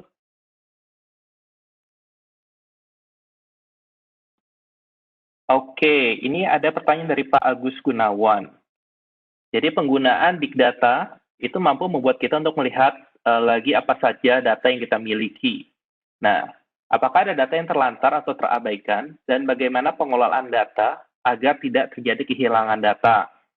Nah, ini mungkin cocoknya dijawab oleh Ibu Fitria. Mungkin Ibu Fitria bisa bantu jawab untuk pertanyaan ini dari Pak Agus Gunawan. Silahkan Bu Fitria. Tadi pertanyaannya boleh diulang Pak Ernest?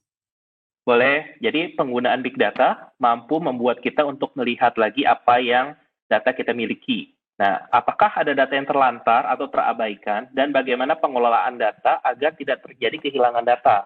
Seperti itu Bu Fitria. Ini cocok nih buat data quality atau data governance nih Bu.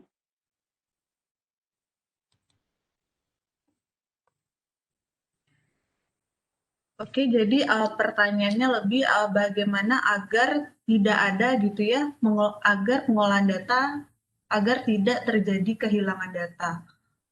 Kalau menurut saya pada saat kita mengimplementasi sebut saja data quality gitu ya. Jadi pada saat awal kita sebelum kita mengimplementasi data quality itu biasanya kita ada yang namanya assessment domain data.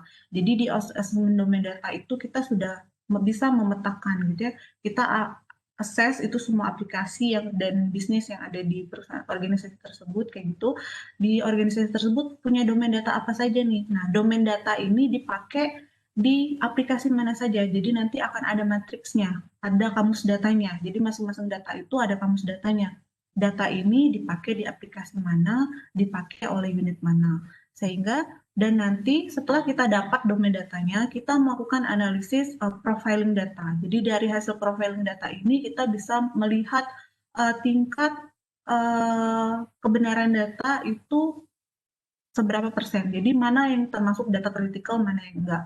Jadi di sini perusahaan sudah dapat melihat gitu ya secara wide view gitu data-data di perusahaannya ini yang kritik mana, yang tidak kritis yang mana. Jadi dia dapat melakukan priority data sehingga data-data yang ada di perusahaan itu tidak pengolahan datanya tidak terlewat gitu. Nah, terkait dengan kehilangan data itu balik lagi. Jadi ketika kita melakukan data quality itu ada yang namanya terminologi data cleansing gitu ya. Jadi data cleansing itu mungkin bahasa Inggrisnya cleansing, pembersihan, tetapi pemanfaatannya tidak seperti itu. Jadi bisa jadi kita bukan menghapus, tapi kita memberi flag untuk data yang tervalid itu yang mana. Jadi di sini untuk masing-masing data itu akan ada namanya rule data. Jadi kita tetapkan data yang paling valid itu data yang apa. Jadi kita bisa tahu kalau misalkan datanya tidak mau dihilangkan, maka kita bisa siapkan satu tempat khusus di mana di situ sudah tersedia data-data yang paling update, tapi historical yang lama itu tidak akan diganggu. Ini juga terjadi yang kita lakukan di Kesik, gitu. Jadi kita tidak menghapus data gitu ya, tapi kita memberikan satu wadah yang khusus di mana data-data yang memang sudah di profile gitu ya, yang sudah diperbaiki, sudah sesuai dengan rule-nya itu disimpan di satu tempat gitu. Jadi tidak ada terjadi kehilangan data seperti itu. Jadi perusahaan sudah dapat wide view di perusahaan saya ada domain data apa saja, tingkat kompleksitas data kritisnya bagaimana, kemudian rules datanya bagaimana, dan akan saya apakan data ini. Gitu. Jadi di awal kita sudah dapat semua itu sehingga pada akhirnya ketika kita menjalankan semuanya, kita memperbaiki satu persatu, itu kita tidak akan kehilangan data-data tersebut. Seperti itu. Oke. Terima kasih banyak ya Mbak Fitria ya. Jawabannya bagus, semoga bisa menjawab pertanyaan tersebut. Oke, next-nya ini ada pertanyaan menarik juga ini. Dari Pak Erik Pratma. Berdasarkan pengalaman MII dan KSE dalam proyek implementasi Big Data atau Data Management Tool, sejauh apa sih keterlibatan tim Enterprise Architecture dan IT, Governance, Risk, and Compliance? Mengingat tim EA ini punya responsibility terkait data arsitektur dan IT GRC dalam hal tata kelola data IT dan compliance terhadap pengelolaan data. Oke, mungkin untuk pertanyaan ini saya serahkan kepada Budian. Silahkan Budian. Oke, terima kasih Pak Erik atas pertanyaannya. Tentu saja waktu kita akan pengembangan Big Data ini tidak tim IT sendiri yang bekerja. Sebenarnya saya juga keterlibatan saya bukan dari tim IT. Saya lebih banyak di bisnis analis sebenarnya. Tapi dalam pengembangan Big Data di KSCI, saya diberi kepercayaan. Di situ saya melibatkan tim IT beserta juga divisi atau unit-unit lain yang ada di KSCI, baik dari sisi dari unit pengelolaan risiko, terus kemudian dari tim operasionalnya sendiri, karena kita harus melihat data ini siapa yang punya seperti itu kan dalam pengelolaannya. Jadi memang kita melibatkan tim operasional, kemudian juga teman-teman di IT untuk melihat secara holistik dari arsitektur data yang ada di KSCI. Nah, ini kita semacam mengorkestra, mempersatukan bisnis unit terpisah yang ada di KSCI dalam satu project big data. Jadi tidak hanya tim IT tapi juga semua tim terlibat untuk melihat khususnya juga dari sisi resiko dari data itu sendiri, apakah data itu nanti integritinya bagaimana, kemudian risiko dari kebocoran data itu sendiri, karena memang data yang disimpan di KSCI ini bersifat konfidensial, jadi sangat dijaga sekali terhadap kerahasiaannya itu. Demikian Pak Ernest. Wah, terima kasih banyak Ibu Dian atas jawabannya ya. Sangat-sangat bagus jawabannya. Semoga bisa membantu ya jawaban tersebut ya. Oke, karena waktu sudah makin singkat, ini adalah final last question. Yaitu ini seharusnya bisa menjawab mostly dari pertanyaan-pertanyaan Bapak-Bapak dan Ibu-Ibu. Ini pertanyaannya akan dari saya sendiri. Jadi apa saja sih yang menjadi key success factor implementasi Big Data Analytics? Nah, ini saya serahkan ke Pak Bernard untuk menjawab ini. Silakan Pak Bernard. Oke, terima kasih Pak Ernest ya. Jadi key success factor dari pengalaman kami implementasi, yang satu yang utama adalah top management support ya. Jadi BOD, direksi ya, terutama business process owner harus mendukung jalannya project big data ini ya. In term of business ya. Jadi tadi makanya harus ada juga menjadi key success factor yang kedua adalah business use case yang kita mau solving tadi. Ya, kita mau solving apa? Contoh yang tadi kita di salah satu bank lokal, fraud detection, ya analisis. Jadi kita langsung pada saat kick off pun ya ada CEO, ada juga direktur anti fraudnya. Ya. Jadi yang pertama top management support, business use case, yes, dan juga kolaborasi antara IT dan bisnis ya pada saat eksekusi proyeknya. Ini penting. Jadi yang menjadi PM diharapkan ada tim bisnis juga. Ya tadi misalnya kita di area misalnya fraud, ya ada tim bisnis yang menjadi let's say project manager untuk sisi bisnis yang di bagian anti fraud contohnya. Ya. Tentunya didampingi dengan project manager di sisi IT. Ya, untuk mengakomodasi dan memfasilitasi tentang teknis, ya, arsitektur. Ya. Yang bisnis pasti konfirmasi tentang bisnis karena mereka, orang bisnis pun yang harus melakukan tanda tangan di sisi requirement dan juga nanti melakukan testing. Ya. Yang terakhir tentunya tidak lepas dari kondisi data, ya kondisi data tadi cleanliness dari data, kelengkapan atribut itu juga menjadi salah satu key success factor. Ya kita pengen analisa yang super advance, misalnya melakukan rekomendasi. Tapi saat ini simpelnya contohnya tadi saya mau melakukan rekomendasi yang highly personalized per setiap customer saya. Tapi saya saat ini belum punya data loyalty program, belum punya member card. Ya, misalnya saya perusahaan retail nih, ya saya nggak punya member card, jadi pada saat saya transaksi di retail ini, di toko saya, ya nggak ketahuan, saya si Bernard ini transaksi kapan, di toko yang mana, belanjanya apa. Ya, technically, ya akan impossible. Mostly kita akan bisa lakukan basket analysis di level toko, contohnya. Ya, jadi ketersediaan data juga menjadi satu key success factor. Analisa kita boleh ada roadmap yang panjang ke depan. Ya, tapi pada saat kita mendeploy, kita juga mesti lihat kondisi dan fakta di lapangan. Itu tersimpan nggak sih? Tapi bukan berarti kita misalnya, wah saat ini kita belum ada datanya nih, kita buang deh, itu analisanya. Tidak juga. Ya kita parkir dulu. Ya itu dijadikan roadmap atau framework ke depannya. Ya, karena nanti analisa ini juga bisa berdampak ke sistem operasional. Mungkin harus ditambah inputan datanya, mungkin perlu ditambah satu OLTP sistem lagi yang baru untuk meng-capture datanya. Mungkin kita perlu tambahan sistem survei online contohnya untuk melengkapi analisa ini. Nah hal-hal seperti itu nanti bisa ditentukan. Ya. Nah itu yang terakhir mungkin setelah data tadi adalah change management juga ya, ini penting ya. Jadi pada saat kita mengubah dari yang lama, kondisi lama, mungkin masih banyak manual, sebelumnya kita nggak pakai namanya big data, nggak pakai machine learning ya, tentunya perubahan ini perlu dilakukan. Jadi change management, change the culture, change the way of kita bekerja, melakukan input data itu juga menjadi satu hal yang penting. Ya, karena ini benar-benar keterkaitannya dengan data, ya pada saat input pun dari sisi staff pun udah harus menyadari bahwa yang dia input di sistem operasional itu akan menjadi suatu hal yang sangat penting ya untuk strategi perusahaan. Ya, tadi seperti kelengkapan data nasabah atau customer. Jika ada atribut kolom yang kurang atau kita sebut ya terutama yang critical data elements, ya itu akan berdampak ke nanti ujung analisanya tadi. Ya, jadi tadi change management dari top sampai operasional yang melakukan input data, mereka juga harus menyadari bahwa data itu sekarang menjadi sebuah aset, ya, bukan hanya sebuah data yang tidak ada nilainya, ya, tapi menjadi sebuah aset yang bisa dikembangkan untuk kepentingan perusahaan. Kurang lebih itu, Pak Ernest ya, untuk di success factor ya, berdasarkan pengalaman kami ya sebelumnya. Terima kasih. Wah, mantap sekali Pak Bernard jawabannya. Terima kasih banyak ya Pak Bernard ya. Oke, rekan-rekan, bapak-bapak, dan ibu-ibu, untuk sesi pertanyaan kita sudahi.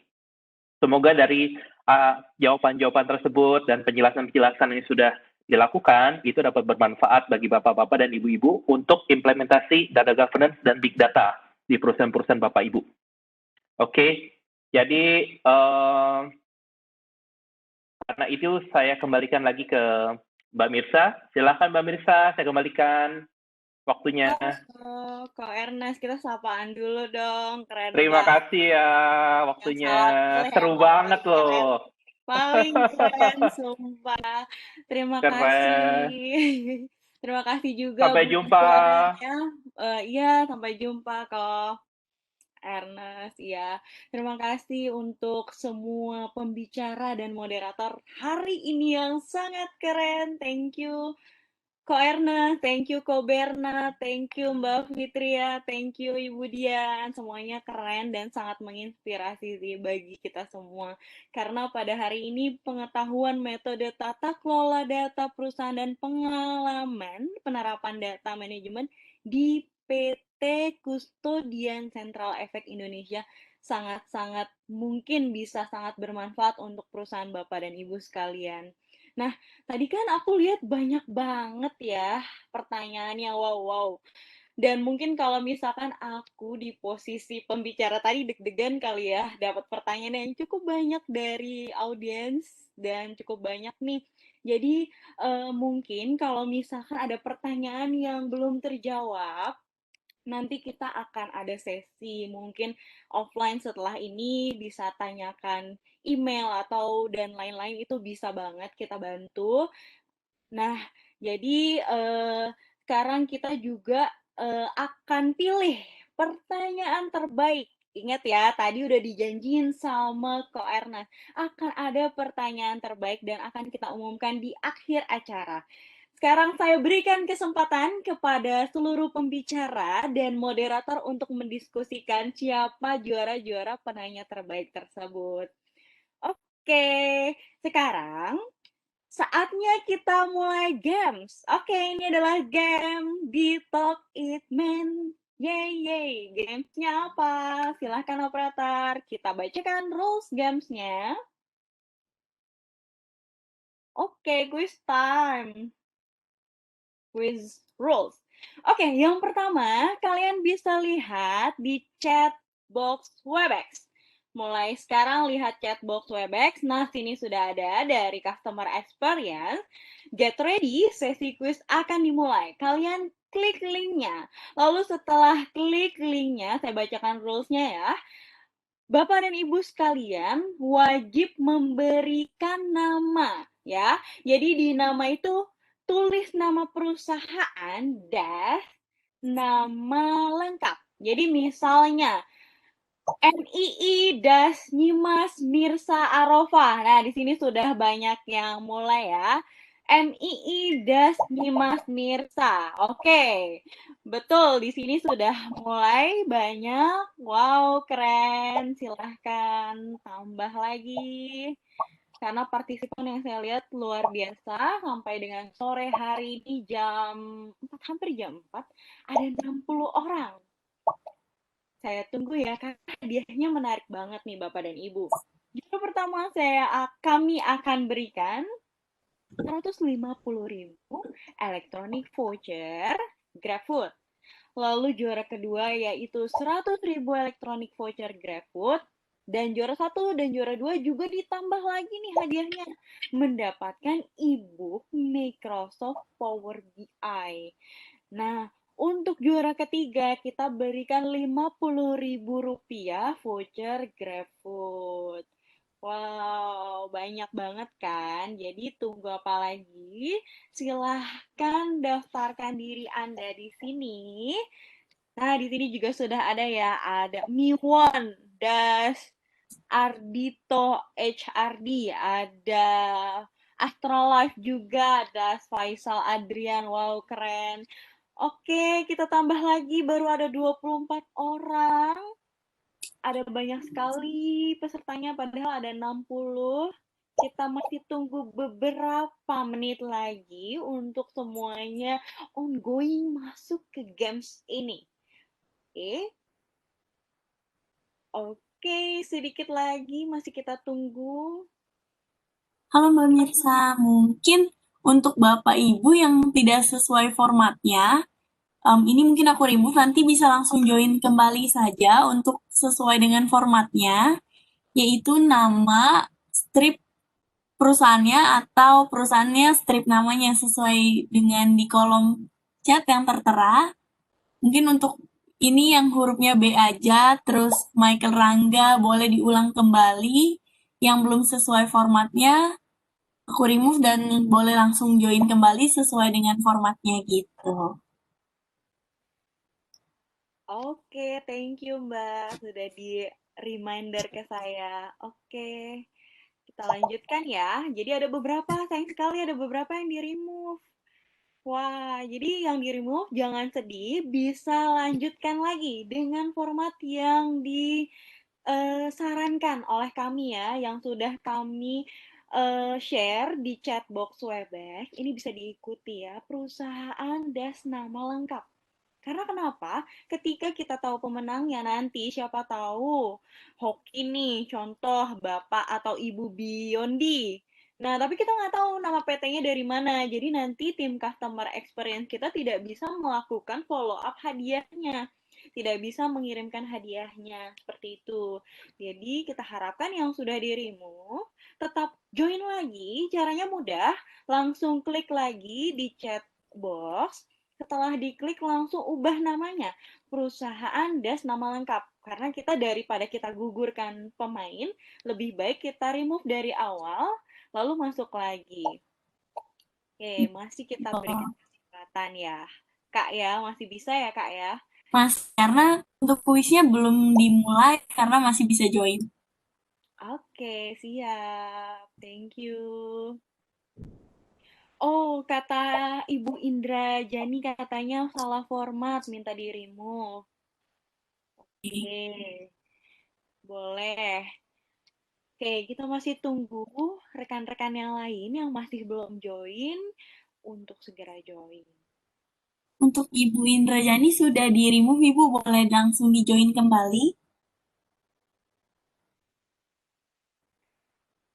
Lalu sambil menunggu teman-teman yang rejoin ataupun yang ingin join, saya ingin mengingatkan juga untuk Bapak dan Ibu lakukan feedback form ya. Sudah diulang berkali-kali oleh Ibu Violen Brigita ya di chat box. Itu langsung klik saja, lalu lakukan feedback form ke laman tersebut. Jadi ini gunanya untuk mendapatkan sertifikat webinar ya Kak, betul ya? Ada sertifikat webinar, teknologi Metrodata MII. Lalu kalau misalkan nanti materinya boleh di-share oleh pembicara, nanti kita izin dulu ke pembicara, akan kami lakukan share melalui informasi dari feedback form. Jadi kurang lebih seperti itu. Oke, di sini sudah 34. Oke, mungkin ada tambahan lagi, Bapak dan Ibu. Oke, sudah mulai masuk.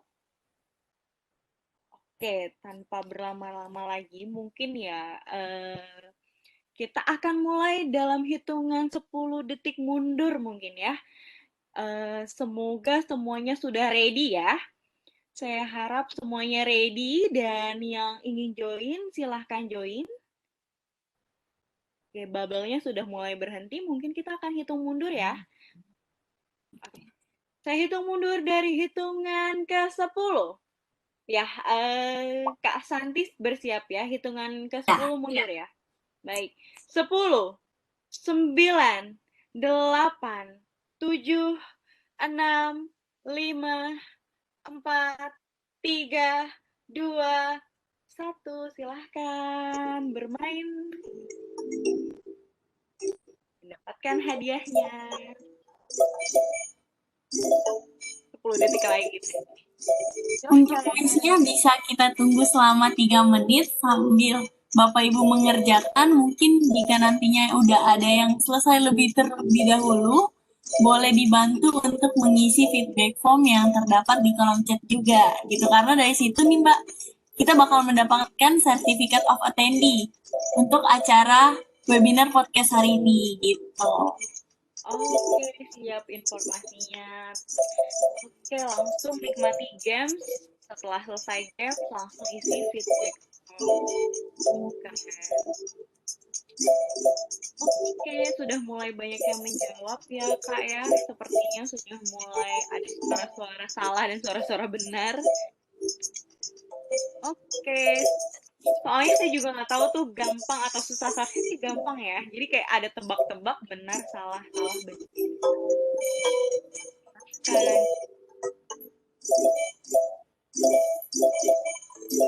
Pak Arif Lukman sudah tertinggi ya, juara 1. Oke, Pak Gani Meda sudah mulai ke atas. Ini juga ada internal kami ya, ada Mas Amsal mulai, wow, keren. Join juga. Oke, semangat. Untuk Pak Sigit dari Sadana juga sudah menduduki di posisi kedua, ada di posisi kedua.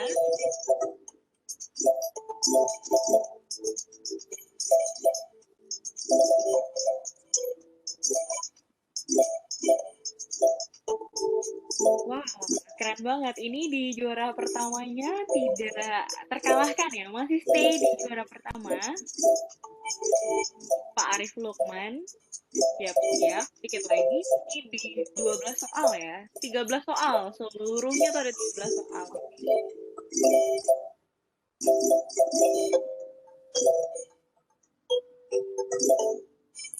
Sudah ada 4 peserta yang selesai dengan 12 soalnya.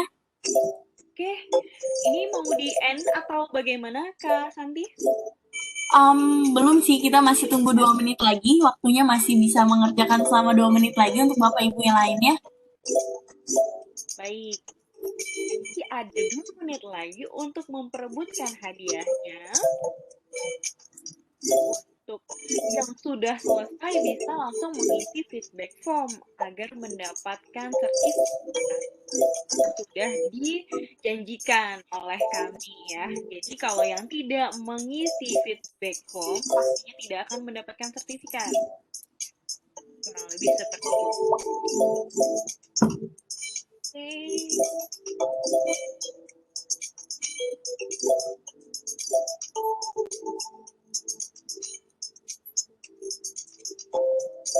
Wow, ini lumayan banyak sih saling berbalap-balapan ya.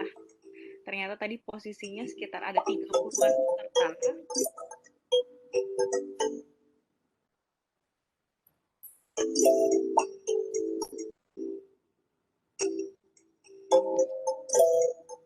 Kita masih tunggu sekitar 1 menit lagi.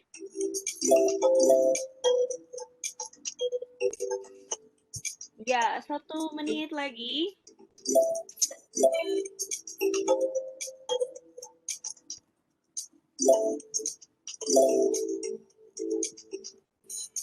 Untuk saat ini di posisi pertama ada Bapak Gani Meda dari PT Miwon, yang kedua ada Bapak Yong dari PT Sadana, dan yang ketiga ada Bapak Arif Lukman dari Ciputra Wow. Wow, jadi udah mulai ke balap ya Kak. Jadi Pak Arif itu juara pertama, jadi sekarang sudah turun ya. Tapi masih ada waktu turun hitung. Nih sudah terlihat ya di layar kaca Bapak Ibu. Kalau lihat ini, mungkin kita cek ke bawah apakah masih banyak yang mengerjakan.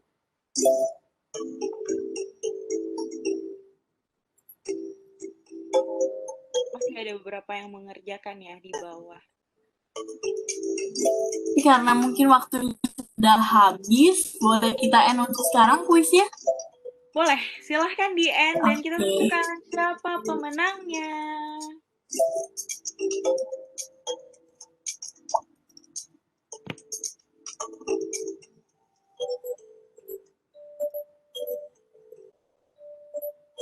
Tidak berubah, masih di posisi pertama ada Bapak Gani Meda dari PT Miwon, yang kedua Bapak Yong dari Sadana, yang ketiga ada Bapak Arif Lukman dari Ciputra World. Nah, Wow, selamat. Terima kasih. Jadi udah ada 3 pemenangnya. Wow, thank you Kak Santi udah dibantu untuk kuisisnya. thank you. Oke, terima kasih. Nah, ini dia pemenang-pemenangnya ya. Tadi sudah ada di layar kaca Bapak dan Ibu. Selamat yang sudah menang ya, sama-sama Pak Gani. Selamat juga. Oke, untuk para pemenang kuisis tadi kan sudah real banget ya diumumkan. Nanti akan dihubungi oleh panitia kita bernama Mbak Nur Halimah atau Mbak Dera Puspita. Nah, mereka akan email ataupun WhatsApp ke Bapak dan Ibu dan nanti akan dikirimkan hadiah yang sudah kita janjikan tadi. Selamat untuk para pemenang. Lalu kita juga akan umumkan untuk penanya terbaik. Penanya terbaik sudah ada belum ya? Mungkin Kakak Ernest bisa bantu aku untuk penanya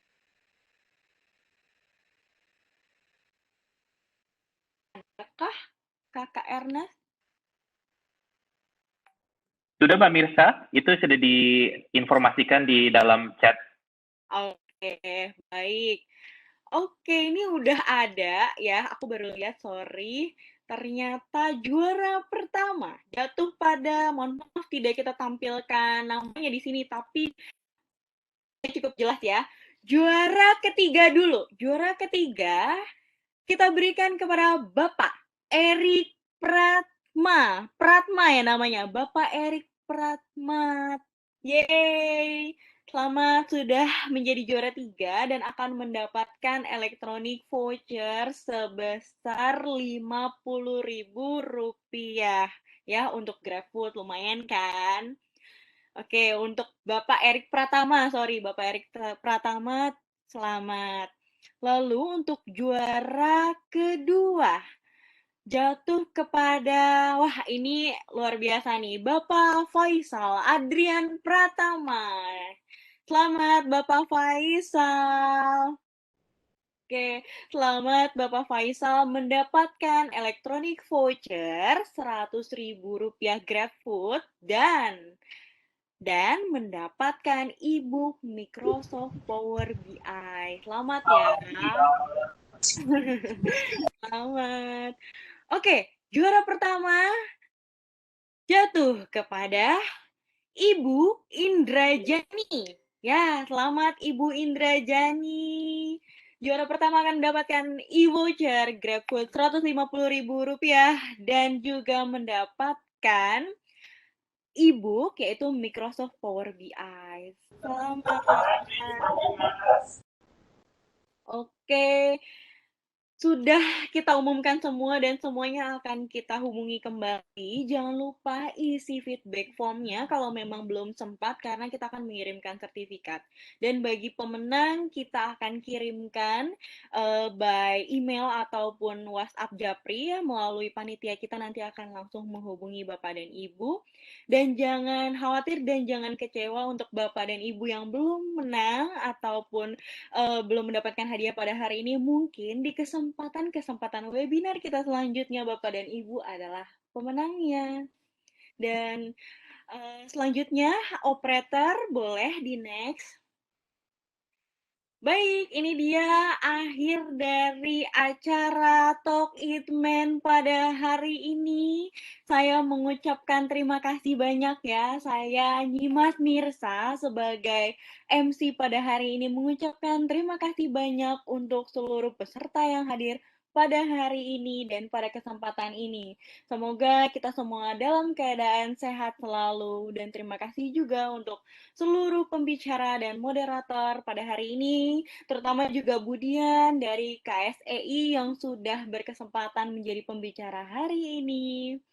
Terima kasih Bapak Ernest, Bapak Bernard, dan Ibu Fitria yang sudah menjadi pembicara, dan seluruh segenap panitia. Thank you semuanya partisipan, dan sampai jumpa di webinar-webinar selanjutnya.